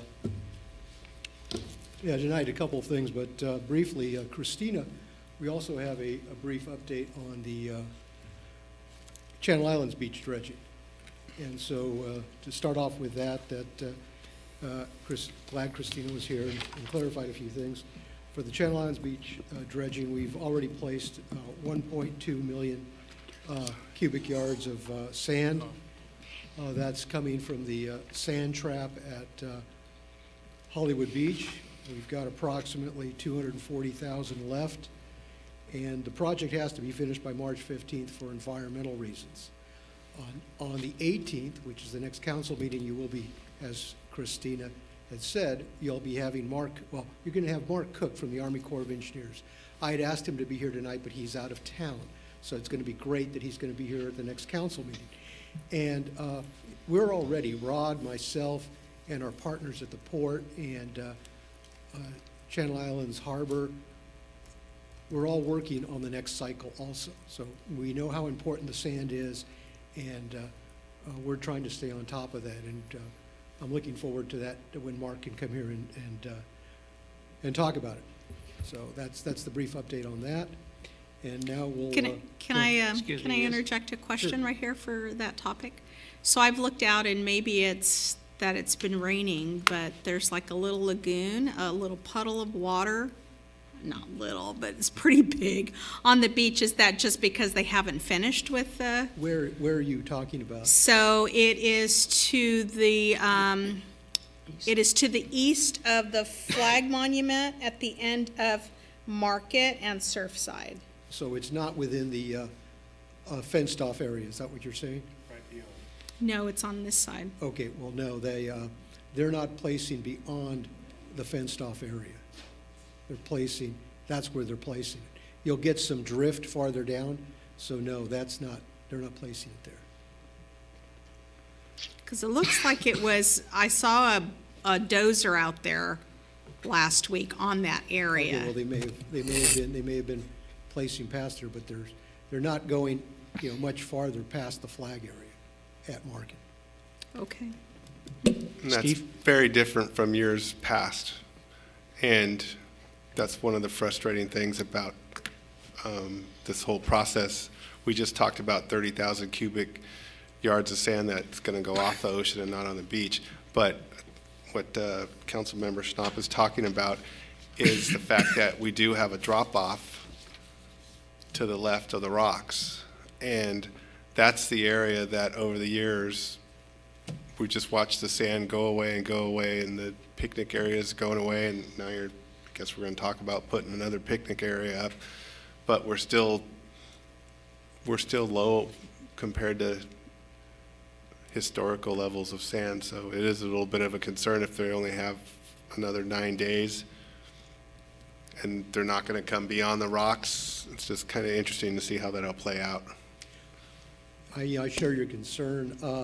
That's why the city manager, myself, and all our partners are, we want to stay on top of this and get as much sand as possible for the city.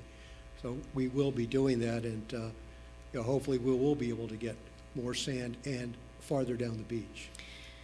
Yeah, because I was at a friend's house over on Silver Strand, and that beach is, that has a lot of sand on it. We know because of the pipe, but gee whiz, there's quite a bit of sand still out there, so. Yeah. Just always some concern that we've had with Channel Islands being the lead agency out of the county of Ventura, and it just seems like we're shortchanged every single time.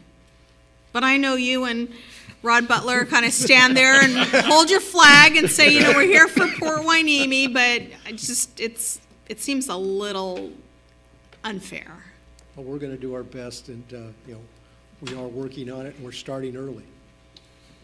On that note, so if you look at pictures going back 15, 20 years, you'll see that Hueneme Beach used to be wider than Silver Strand Beach, and that's what Councilmember Schnapp is talking about. So when you divert 200,000 cubic yards of sand to Silver Strand Beach, first of all, they don't need it. Their erosion is probably 1/10 of that of Hueneme Beach. So yeah, you got $1 million beachfront homes, great for you, and you want to have a big, beautiful beach, but in the meantime, our picnic areas have gone into the ocean. So that's what's frustrating from us on this side of it, is that these beaches have different dynamics. We erode rapidly, Silver Strand doesn't. And I would venture to say you could not put sand over there for 3 or 4 or 5 cycles before it would even begin to make a problem. But over here, as you know, we need it every cycle. And so that's 200,000 cubic yards plus 30,000 cubic yards. That's a lot of sand that we could have had on this beach. So we really got to Anything that we could do to help, call me up, I'll try. Well, we'll keep, the city manager and I will keep the council in the loop, and I'm sure we'll be reporting back, from what we're doing on that. Thank you very much. Now we're going to be doing the beach amenities, and do you have the clicker? Who's got the PowerPoint?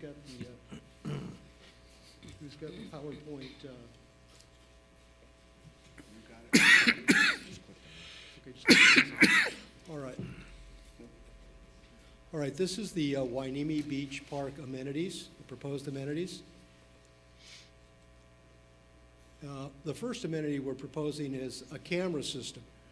We're proposing a total of 6 cameras, 3 fixed position cameras, and the upper picture, that's the fixed camera, and the lower picture on the right of the screen, that's the pan tilt zoom. We're going to have 3 poles put up, and we're going to have 2 cameras on each pole. We're going to have a fixed position camera, and then we're going to have the pan tilt zoom camera. And then we have to have appropriate signage, and that's just representative there. We have to let people know that they're going to be on camera. And all the cameras will have night vision capability. We are required to have storage for a minimum of 1 year. They'll be motion activated. They'll have a live feed. They will have a direct connection to the police dispatch. And we will also be able to have be accessible by the smartphone, as the police chief does now with the dispensaries. So that's part of the program we're going to be having. Okay. The locations of the cameras. We have 3 poles, as I said. Location A is at the pier. It's on the pier. And you can see from that position, we'll be able to see to the end of the pier. Then we have location B, which is to the west of the pier and in the sand just south of parking lot A. And we have location C, which is just adjoining parking lot B. And you have an idea of the coverage there. Location A, as I said, is on the pier. Excuse me. And it'll have 2 cameras, the fixed and the pan tilt zoom. That'll be what it's going to be covering when it's looking towards the towards the parking lot. Here's location B, and that again is just to the west of the pier in the sand, just south of parking lot A. And you can see the coverage. It covers the picnic tables there, the large restroom area.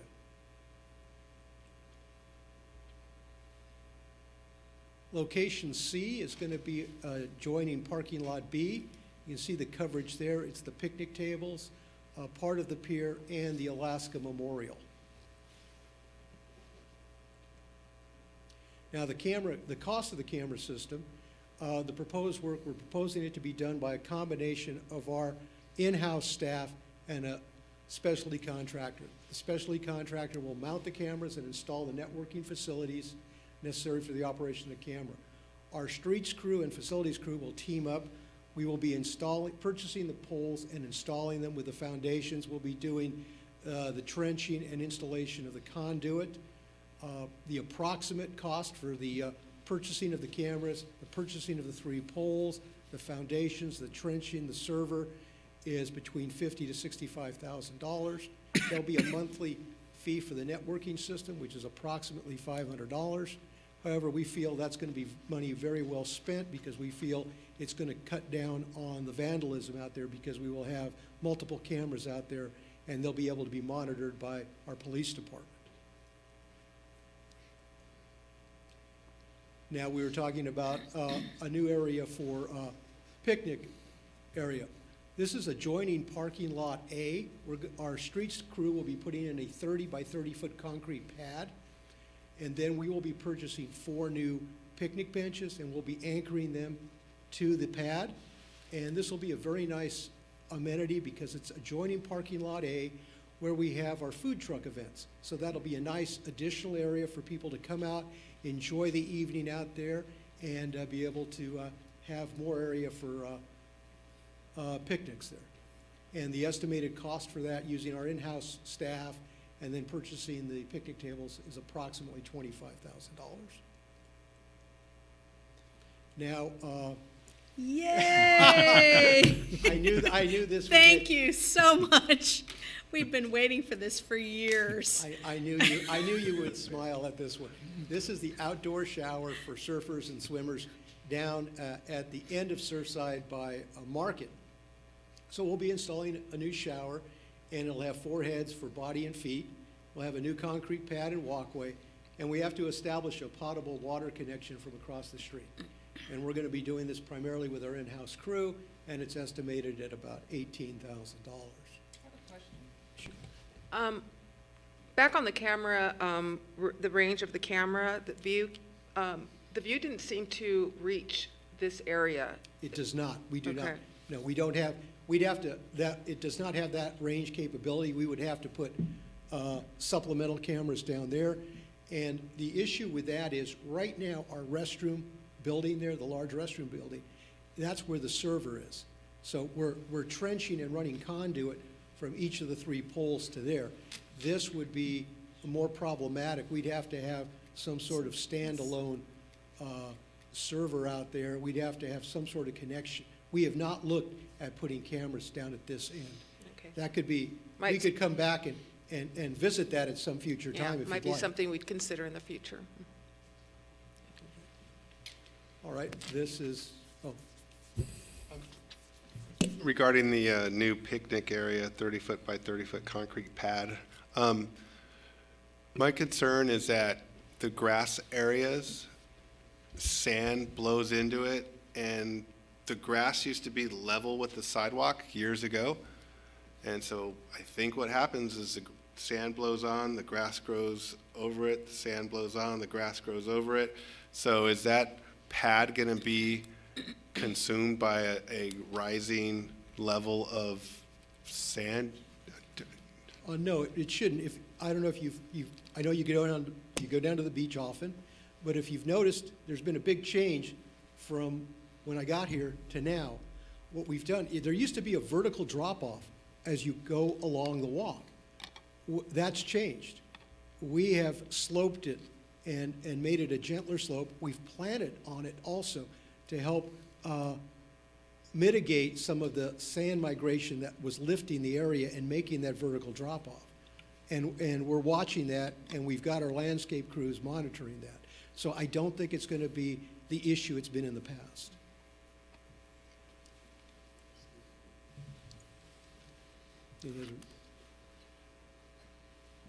I just know that where the grass has been level with the sidewalk, if you go to the right side, it's like this, the left side is like that, or vice versa, but it just seems like the grass continues to rise because of the sand.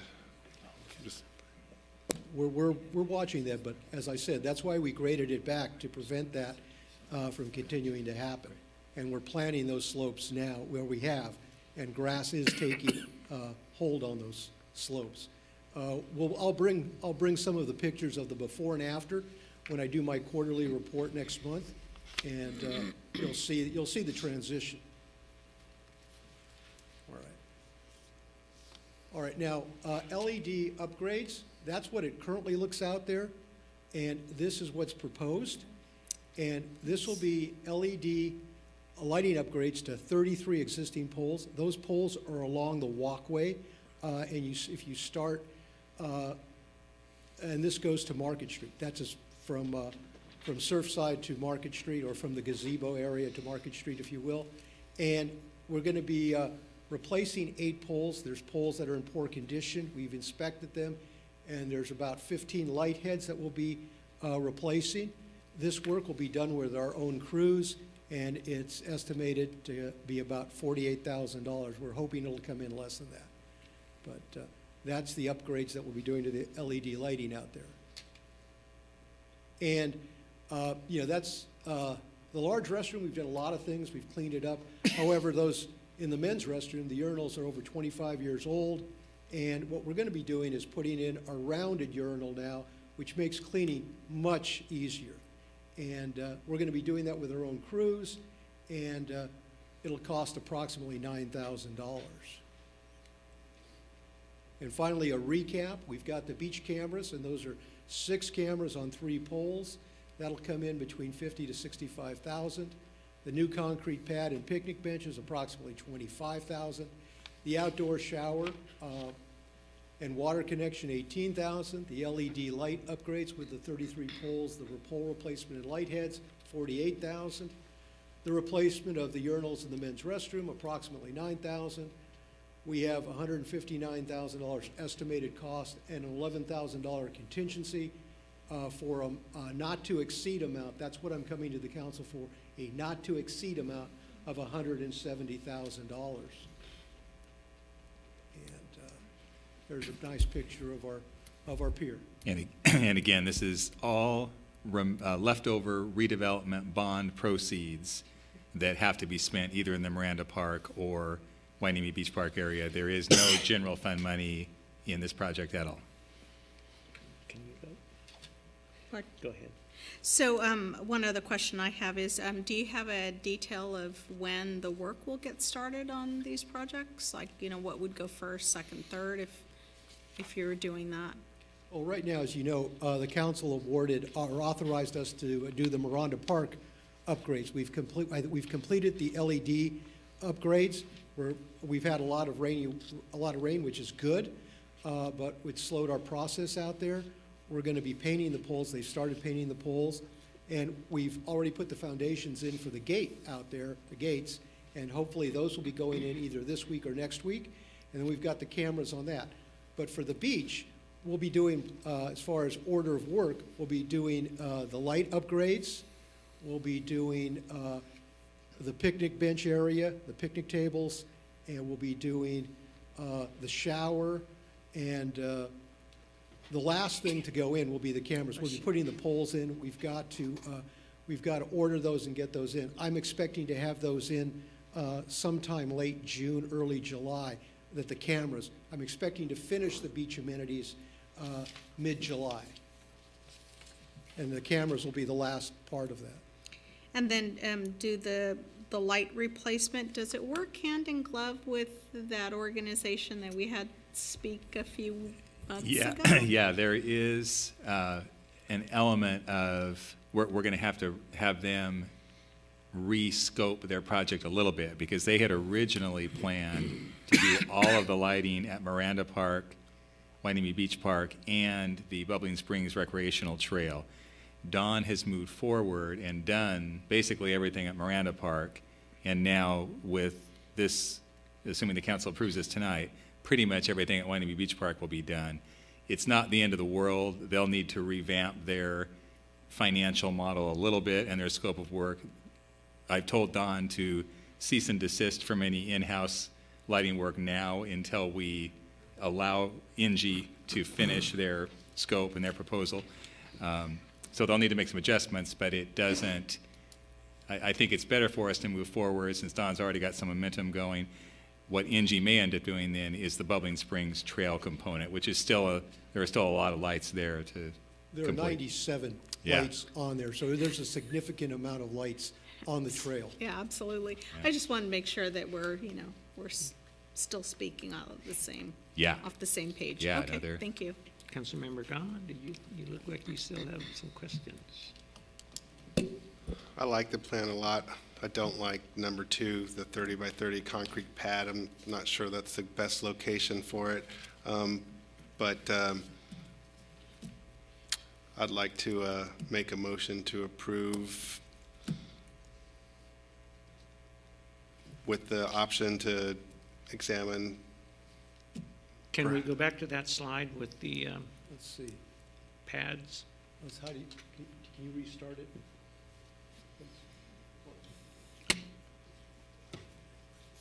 So maybe the question should be what went into deciding how that concrete slab, How we chose the spot. how you chose the spot, Sure. right? Sure. Right. What I did is, we thought, well, we know that we've had a number of areas that have washed away when we've had them on the sand area. So I didn't want to put it out there in an area that was exposed potential beach erosion. And I also looked at, I went to a number of the evening food truck events. They're great. They're a great. It's a great function. And I talked to Tracy, and Tracy, with the chamber, had said it'd be nice if we'd had some additional permanent seating, and so that led me to pick that spot, so that it really would help complement. You could have the people go there, because typically right now for the food truck event they set up portable tables out there, but this would add additional tables there, and that was how I selected that location. With consideration for the sand, the impact Yes. of the sand as well? Yes. Well, when the food trucks are here, the back of the truck would be to the pad, so kind of be hard to see it. I don't know, I kind of like this round area down here. It seems like that could be a really nice spot for a picnic area. Where are you pointing? Well, I don't have a laser pointer, but I do have a finger. Where are you talking about? Right there. On the Right bottom there? right. Right there? Yeah. I'd have to. I think we have some trees in there. I'd have to double check what is there. But again, that round area, just like the area here, over the years, it's come up 6 feet. I mean, it used to be level with the sidewalk.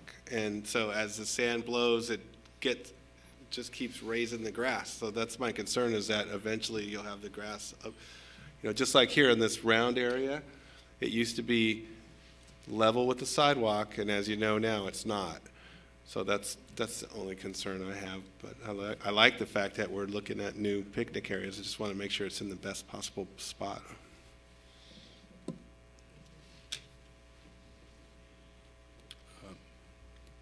Any other questions? Rich, go ahead. I'm sorry. I just think, at the last meeting, we talked that we're going to have to spend some more money on a lifeguard tower. I remember. Is the plans for that money to come out of the redevelopment money or something else? Probably something else. Okay. Maybe. Yeah, we haven't. And then the second, there's no plans to put any, and there may be a good reason, any kind of barbecue pits or anything by the picnic facilities that you're recommending installed. Like I know they have barbecue facilities on the sand where they have the picnic facilities. I'd have to partner with Gabriella.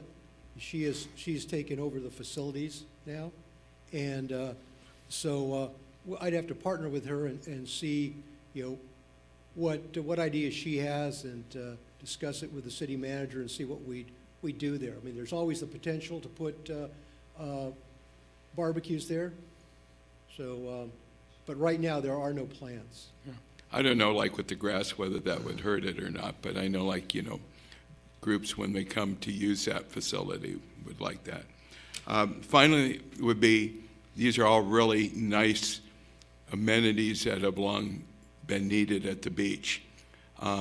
That being said, how much money do we have left? Good question. Yeah. I think Ken and Don have just recently confirmed that. There's still some, even after this 170, but we are getting down to the... Well, this was after conferring with Ken today. If we go forward with these amenities, and we're hoping, as I said, this is a not to exceed amount of $170,000. If it goes to the $170,000, we will have finally zeroed out the RDA funds. Yeah. So there was more left. That's where we'll be. We may have, if it comes in slightly less, we may have a few dollars left, but I don't think we'll have very much left, if any. I might suggest too that we have a few trash cans out there near the picnic benches. Well, that's going to be coming in the next council meetings. I don't know if you've gotten the preview yet of that. Yeah, see, Rod told me to ask that question. Okay. We'll give you a preview. It's the big belly solar-powered self-compacting trash cans. And what it'll do is that will help mitigate the issue with the seagulls because they're not going to be able to get it into that. It will also help mitigate transients coming through and trying to open the trash cans and reach in there. So we're looking at a pilot program, and Fred Camarillo, our deputy director, and Charles Cable, our principal engineer, who's in the audience, they've been working on that, and they'll be making a presentation on that at the next council meeting. So that'll be that's a coming attraction down at the beach. Thank you very much. Steve? I'd like to make a motion to approve. Do you have to amend your last motion? You withdraw the last one? Yes, withdraw the last one. Thank you. I'd like to make a new one, and I'd like to approve all the recommendations except number 2, and I would hope to just take a second look at perhaps an alternative location for the pad, and that's my motion. Do I have a second for that? Going once, going twice. I like it there. And this is going to die for lack of a second. So I make a motion to approve the amenities for Wainimi Beach Park as presented by Mr. Villafana. I'll second that. I have a motion and a second. How about a roll call vote for this, please? Councilmember Gama? Yes. Councilmember Rollins? Yes. Councilmember Munoz-Snap? Yes. Mayor Pro Tem Hernandez? Yes. And Mayor Berg? Yes, thank you very much. And thank you, Mr. Villafana, for that shower thank for the you. surfers. I really thank you for all of appreciate it, and I know the community of surfers will really appreciate this. Well, I thank the city manager. I've been here, it'll be 2 years this Wednesday, and I want to thank him for giving me the freedom to get things done, and the council for the support to get things done. I think we've made a difference. Because, when the surf is really good, they are collected over on that end, not on this other end where the pier is, and that's why we need the shower on that end. We've talked about naming it the Sylvia. Thank you. Shower. Thank you very much. The Sylvia Munoz. Yeah. That's right. Yes. Yeah. Mr. Thank you. Villafana, we appreciate you exercising that freedom to be creative as you have, and I very much appreciate this. Thank you. So, okay, now we go to the city manager. Fiscal years 1920, 2021 budget workshop update. It's that time. Yeah, so back to budget. Now that we're into March, we need to start thinking about when we are going to do our budget workshops for the next 2-year budget. And we especially, in light of having 3 brand new members of the council, want to make sure that we schedule at least 2, and we may even select dates for 3. When I thought the meeting was going to be a little bit shorter than it has been tonight, I thought we might sit here and try to figure out, do our calendar synchronization and come up with some dates here at the dais. I'm now thinking that maybe it's easier to send out dates via email over the next few days and get responses. I've identified probably 12 or 13 different, we're talking May, by the way. Okay. I think it's going to take us to that point to be ready for those workshops. And that'll give us enough time to have at least 2, maybe 3 workshops in May, and then hopefully come to closure in June, which is our goal, is to have a budget adopted by June 30th. So would you rather prefer the email option? I'll send some options out. Email option sounds okay. I'd like to ask the question of our 3 new council members. You guys have seen budget presentations in your previous careers and how they go. Do you have any ideas on, how you might want to see this one happening or unfolding? Or Earlier, we talked about identifying those line budget items that are exceeding their budget year in, year out, perhaps. I don't know. But I think it would be very helpful to focus in on those budget items, line items that are, like Richard gave a really good example. So kind of help us focus it on the areas that spending may be on the rise, so to say, and then try to figure out why. So I think as we work through the process, I think that might be a real good place to start. What I've seen in the past is you have a basic maintenance of operations the way they are now, and how much revenue we have to that, to whether or not we're going to break even or not, and then begin to develop a list of what we'd call enhancements, things that you'd want to add in addition to that, and what the cost would be for each one of those enhancements based on the revenue that we may or may not have. Right. My interest would be to see if there's any policies that we would need to adopt to provide better reporting and better monitoring of the budget process and changes to the budget. Absolutely, I agree with that. Yeah. Sylvia, anything you want to add? No, it's just that we adopted a 2-year budget 2 years ago, and that was the first time, because up until that point, we were doing this every single year, Yeah. right? So just continue on with what we've done, and Yeah. I know it's a yeoman's work for the staff to pull the numbers together for 2 years, and so who's ever still here in the audience, Yeah. thank you for that work. Yes. And usually, even within a 2-year budget, each year you kind of make adjustments accordingly, because it's a plan. And even a year along the way, there's a plan, sometimes change a little. Well, if we can get monthly updates, you know, we can start making those adjustments after we have our budget. Good. Anything else? Any other comments? One more question, if I may. So is there a process, let's just say budget A is 10% over budget and we're halfway through the year. Is there a process to bring that to the attention of the council? Yeah, that's what we're talking about, with some kind of a regular reporting process to the council, either quarterly or maybe every other month. So again, the challenge is with the limitations of the current financial system. It requires more work than we would like to do that and to stay regular with it. But I think what we're hearing from the council, and I agree with it completely, is we need to do that find a way to do that extra work while on the dual track, we are moving toward the implementation of the new ERP, because you know that's got to happen one way or the other. And I really think, although Ken's absolutely right, there's going to be some sticker shock when you see the price of that system. We can use, for example, some water funds, some wastewater, some solid waste, maybe even housing authority. I'll talk to Gabby about that to make sure we're not getting ourselves into trouble with the HUD folks again.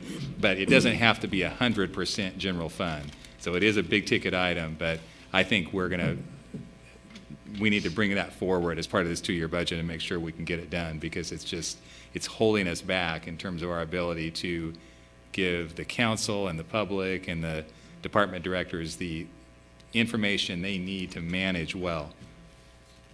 Good, thank you. Yeah, I was just going to say, like, even if we have like regular meetings where we're updated, I would hope even in between there, if something has come up that you have to red flag, gee, this has come up, we didn't expect it, but we have to spend an extra $100,000 on this, and somehow that's brought to us beforehand as opposed to kind of afterward. We had to spend $100,000, by the way. And sure.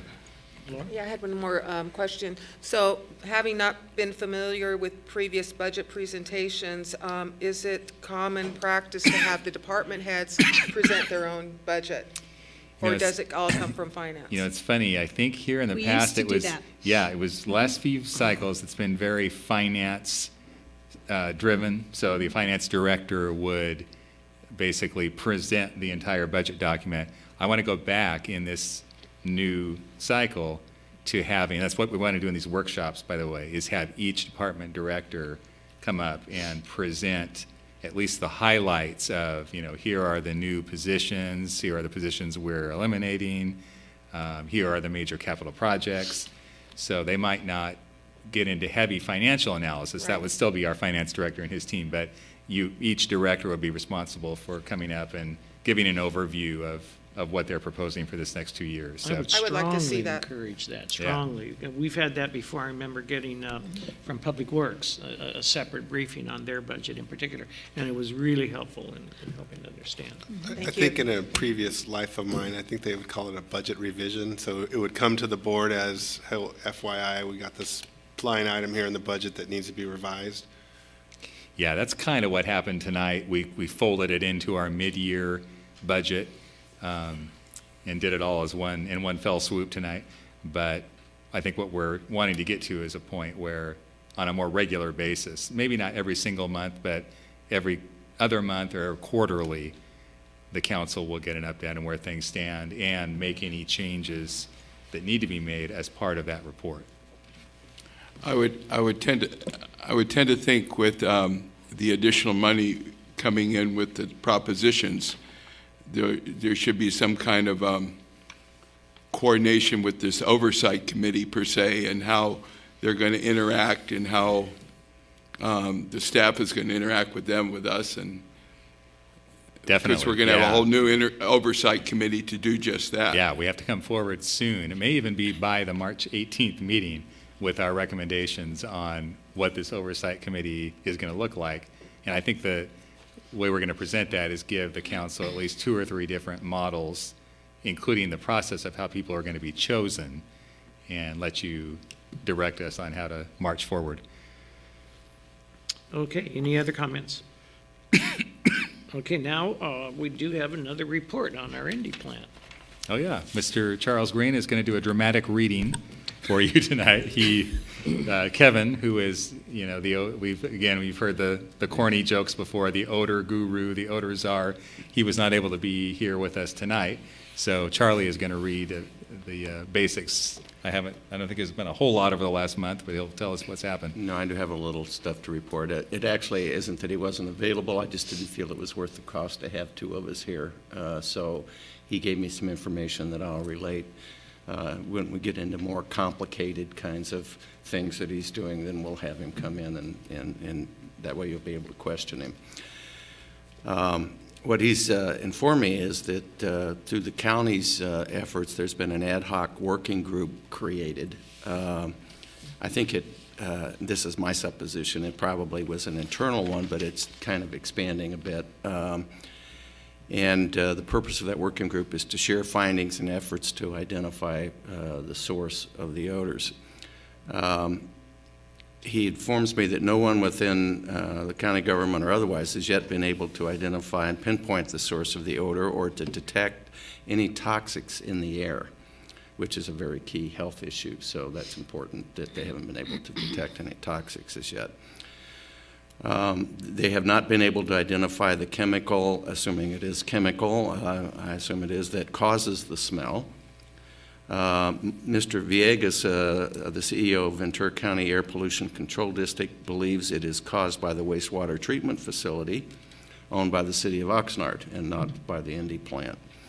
That wastewater treatment facility is run down and purportedly will cost hundreds of millions of dollars to replace.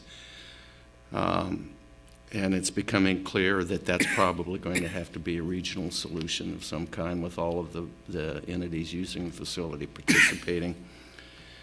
I should report that Oxnard Public Works has requested that people call and notify them of any incident of odor. And I'm going to give telephone numbers for during work hours and for after hours calls, which so anybody that's at home can grab a pen and paper. Between 8 and 5 Monday through Friday, the number is area code 805-488-3517. After hours is, that's any other time except 8 to 5 Monday through Friday, is 805-797-7598. We'll work with the IT or the city clerk to get that information on the website, which would be helpful for those that need it. Oxnard informs us that it is trying to send staff even after hours, to get on site within an hour to take measurements to help identify and pinpoint the source every time they do receive a complaint. So I think that the city of Oxnard is recognizing that they may have a serious participation in the odor cause, and they're trying to address it so they can pinpoint it with certainty. So that's all I have for this month. Okay, thank you. Any questions? Mr. Dunn, don't forget to fill one of these out. We had a meeting last Saturday with Robert Bromber, who heads the Hueneme Foundation, and some of the residents from down there in the Surfside and the, I can't remember all the names of the various condo areas. And what you said, Mr. Green, about the mainly being the wastewater smell, most of the residents there will disagree with you 50% wise. They think it is a lot of it coming from New Indy. The wastewater plant about 2 months ago started treating the wastewater upstream at some of the lift stations, where before they had been treating it just at the tanks. So what has happened, the smell from the plants, I've gone into the plant with Jan and smelled where on a tour 6 months ago, some of those tanks were really smelly. Now they're maybe 40% less smelly because the water's being treated before it gets there. So that is a little bit of improvement. The weather has caused some variance also with what the residents there smell. Some days will be really heavy, other days it's not. In the fall, it was fairly heavy all of the time, starting in June through up to about December. As far as verifying toxic odors are not really what we're dealing with. There are sensors out there that measure toxic materials, and very seldom have they gone over the levels. We're looking to see when those levels were established. Now, what the Robert Bromber and the Hueneme Foundation is doing, and Robert at his own expense and some foundation money, has sensors being manufactured. The original ones were manufactured in China, but with the, was it the Highway or Weihu or something corporation that was making those, the CEO was arrested in China. And at the time, then our president said, uh-oh, we're putting a halt on everything, so we didn't get the sensors. They were supposed to be in sometime in November. These are not things you can just buy. They have to be made. So I think he went to Switzerland or Sweden, I can't remember, and found there was one other company in the world that makes them, and he's had those made up. And Saturday he said they were due to be here within, let's see, this was last Saturday, a week ago, within maybe 3 more weeks. The sensors should be here.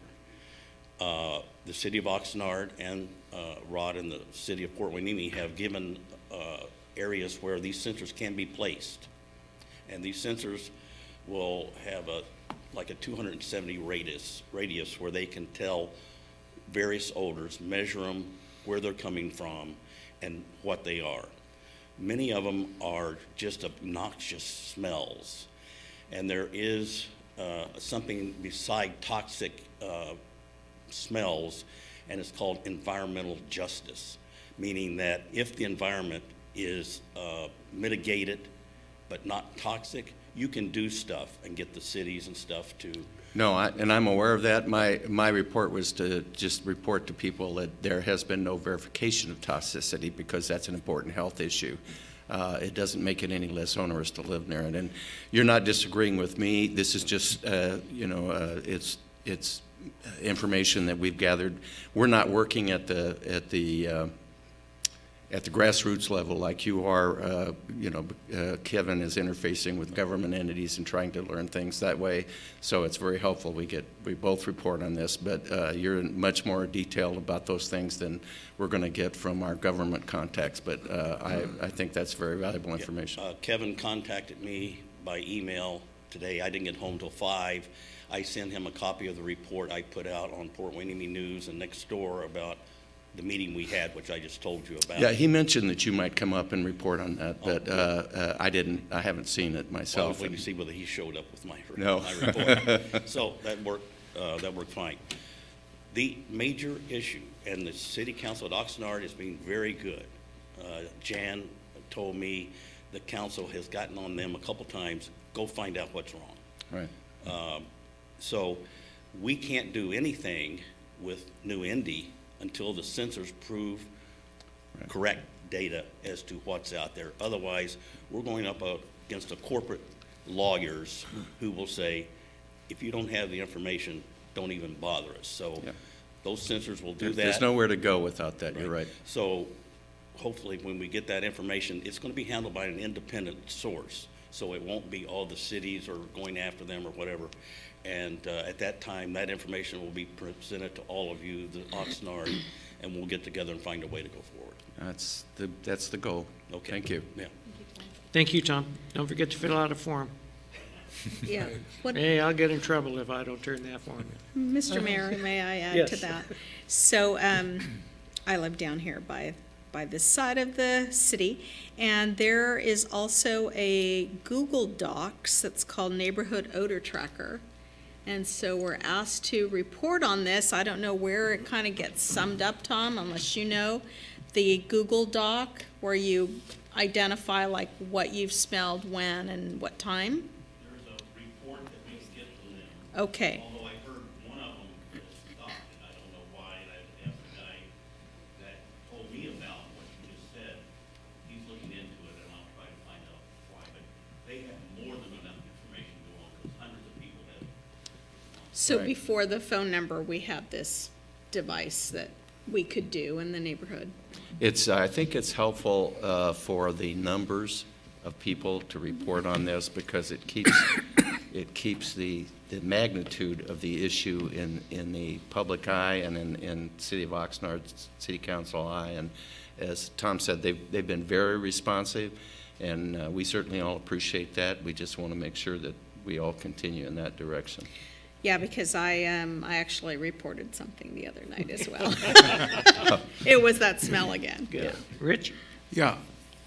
Is the City of Oxnard reporting to us how often we're getting complaints? I mean, do we have any, is it like, are we getting 10 complaints a day, 10 complaints a month? I don't think they're reporting to us, and I mean, probably wouldn't appreciate us asking them to, but the information would certainly be available from them.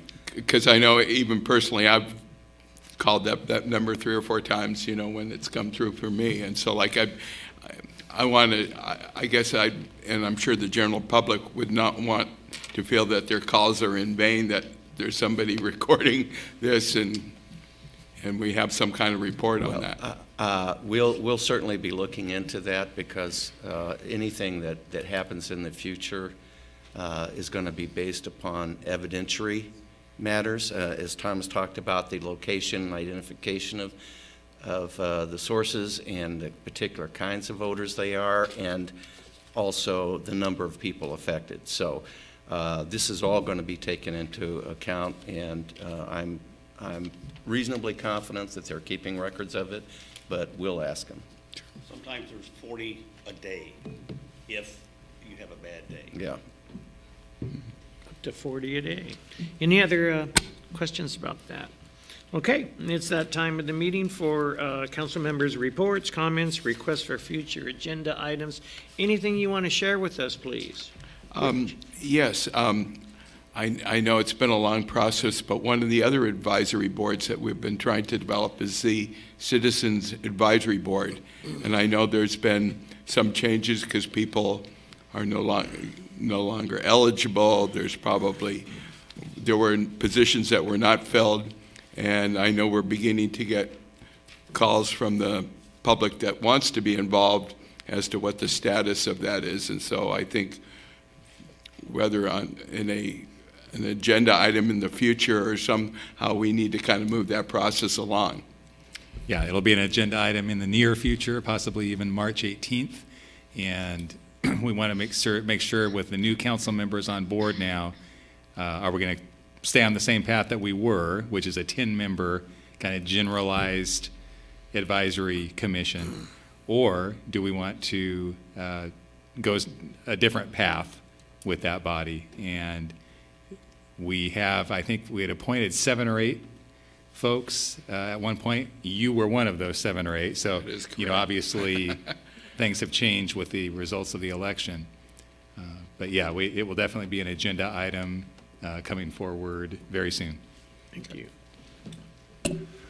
Yes, every Saturday we do beach cleanup at Hueneme Beach, and anyone who's interested would love you to come down and join us. 8:30 at the Alaska Memorial. This weekend we're having a large group come out, and we're going to focus down at the Ormond Beach area.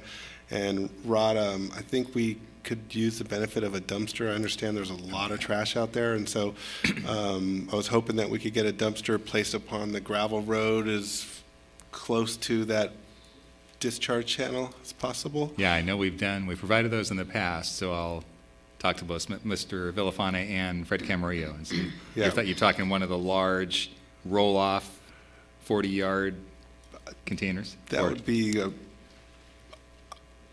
yeah, that would be nice, but, or even a smaller one. I don't think we'd fill up a large one, however, you never know, but I think a smaller one would be helpful. And if not, we're going to have bags too, so we could leave bags in the general area. But there's quite a big group coming, and so it's going to be really good. Better to have it too big than too small. Yeah, I'm thinking a 40-yard roll-off, if we can find a place to place it. Yeah, right there in the furthest parking lot south. Or actually, I just stepped on myself. There's that gravel road that goes out and curves around to where the dunes is, because we're going to focus on that homeless encampment area where there's just a lot of stuff. So I live adjacent to Miranda Park, and in future items involving Miranda Park, improving it, I would not be able to vote because I'm within that 500-foot zone. So I'm kind of going to go out on a limb right now and bring up a topic that I'd hope that the council could consider for a future agenda.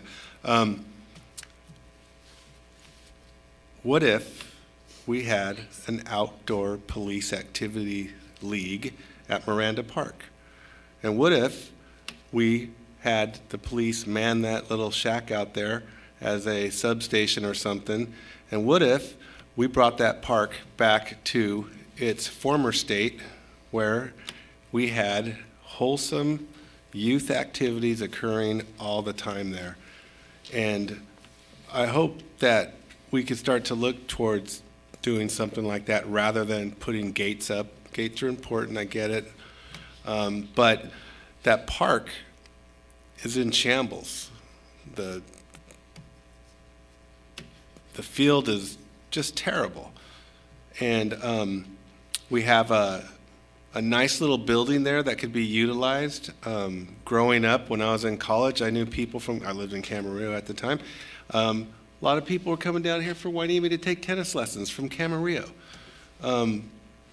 We had a lighted softball field. We had kids playing softball. We had adult softball leagues playing under the lights. We had organized tennis events. We had a lot of good things, and we've lost all that. So it just seems to me, though, that the concept of an outdoor police activities league in that park might be something that we could look into in terms of the community development fund, or find a way to get the youth participating in a lovely park. And I just hope that we will think about activities in that park, because it really is waning. And some of the activities going on there, I can tell you, they're not making families comfortable pushing a stroller through the park. It's not conducive to that. And so hopefully in the future I'm hoping that we could agendize and talk about that park. Sounds good to me. And of course, I won't be able to vote on anything, but at least we could talk about it. All right. Yeah, I just want to commend the Public Works Group for really keeping our drains clean and streets repaired and everything else, because we have had quite a bit of rain, and I'm not complaining because it's the new normal, and I really appreciate all the rain, but I know that the team of Don Villafana, et cetera, have really done a great job in keeping everything clean so we don't have any problems. So thank you. I agree. Thank you. Laura? Yes. So I had the pleasure of meeting with a very impressive group of young women who belong to the Future Leaders of America. It was about a dozen young girls, ages, gosh, I think they're all high school age. Each of them did a brief presentation on the issue around flavored tobacco. And they are on a mission to get cities to adopt policies to prevent vaping and flavored tobacco influencing our youth in our high schools and elementary schools. What was interesting was that they brought to my attention a rating that has been given to each of the cities and how they are doing in curbing the use of flavored tobacco and vaping among our youth. I can't say for sure what our surrounding cities, how they were rated, but sadly to say, our city was rated at F, wow. That we've not done anything within our city to prevent access by our youth to flavored tobacco products and vaping. So I would like to see, maybe not for the March 18th agenda, that's getting pretty full, yeah. But maybe we can talk about it as part of our strategic planning or our goal setting, but I would like to see us institute some kinds of policies that help with that issue. I did invite the group to come and present to council. I think it would be more effective coming from them than me to have them present, and you could get the entire council could get a sense of really what they're trying to accomplish and give the girls an opportunity, these young women an opportunity to present before a city council, because they were pretty impressive. I also had the opportunity to attend the Cybersecurity Mayor's Cup. Thank you, Mayor Berg, for letting me attend that, and I was very proud to present the city's proclamation to the group that hosted that there at Moore Park College. And I was also very pleased to see that we had a young group of women from the Port Hueneme Boys and Girls Club who were there representing Port Hueneme, and they were about a group of 10 of them, all interested in cybersecurity. So if there's anything in our future that we can do to help that area of study and that whole area of interest develop in our city among our youth, I think that we should consider that. So that's it for me. Thank you. Thank you. I had the opportunity last Saturday to attend the CB Ball, celebrating the 77th anniversary of the United States Seabees, which we all know were born right here at the Port Hueneme Naval Base. And there's about 700-800 people there. There's a little less attendance than normal. Typically, there's a lot more, but it was a very good event, and enjoyed it very much. Any other comments? Any other public comments? Anybody else would like to address the... Did you fill out a card? The timer's not on. Okay. Excuse me, Laura, with what you said, I read in the paper or on TV or something that what you're talking about is an epidemic now. I mean, it just jumped on us like crazy. And what I'd like to do is with you and Rod and Will, and I think we also need to contact Christine Walker, the superintendent, and I would love to do a video like we do in Citizens Forum or the Mayor's Corner with some of these girls and talk about this program, this problem, and get it out to the people in Port Hueneme. If we're an F, we're in deep doo-doo. Yeah, I'd be happy to put you in contact with the group leader. Okay, and you guys would participate too, to get the city involvement? Sure. Okay, thanks. Thank you. One thing I forgot to mention is the chief is here. And so we did have the chief and the POA and the city involved in having the homeless shelter receive those beds, right, to help out at the warming center. So thank you so much for doing that. Thank you very much. If there's no other comments? Just remember that we're adjourning back into closed session for 1 hour. We will be adjourning back in closed session at this time. Wait, do I have a speaker?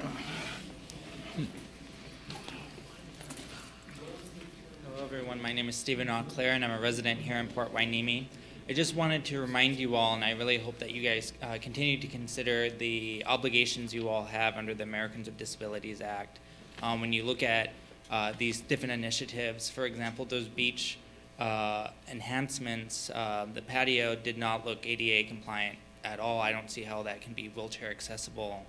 And it's not just ADA compliance, right? It's universal access and really being on that aspiring edge of that. And I don't see how somebody who is a wheelchair user here in Port Hueneme would have universal access to those facilities. Same things with the shower, etc.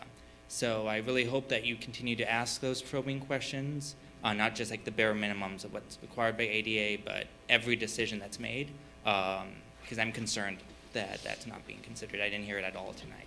Thank you. Thank you for that reminder. Thank you. Okay, we are now going back into closed session.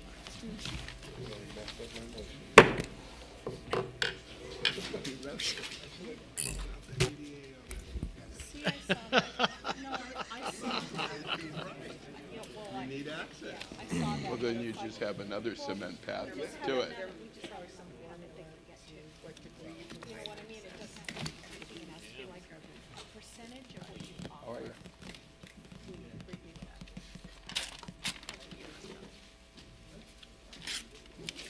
Okay, we'll be coming back out here. You're going to have to bring everything with you.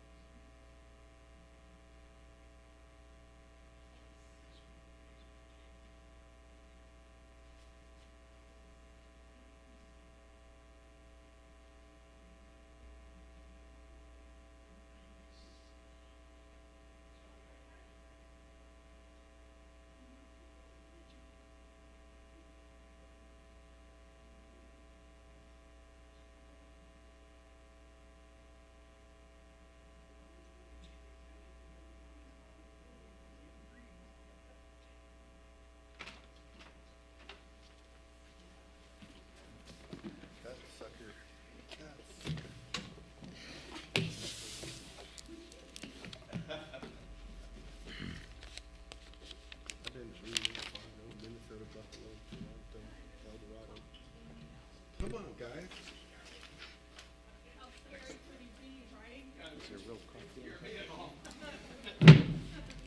Like I told the other guys, they have football players that are like 6'9", you know. Yeah, I mean, like, you know, okay, I wouldn't mess with them, but. Susan, I forgot to tell you what time it was when we went into closed session. Okay, what do I want to say now? Regular meeting. We are now reconvened to our regular meeting. Would the attorney please report out? Mr. Mayor and Council, there were no reportable actions from the continued closed session. Thank you very much. Then the city council meeting will adjourn to the regular meeting of Monday, March the 18th, 2019, to be held at 5:30 p.m. in the City Hall and Council Chambers. This meeting is adjourned. Adjourned. Oh, yes. 10 o'clock, I have it down. Well, I read it. It's 10 on o'clock? 10 o'clock, it's on there. Good, okay.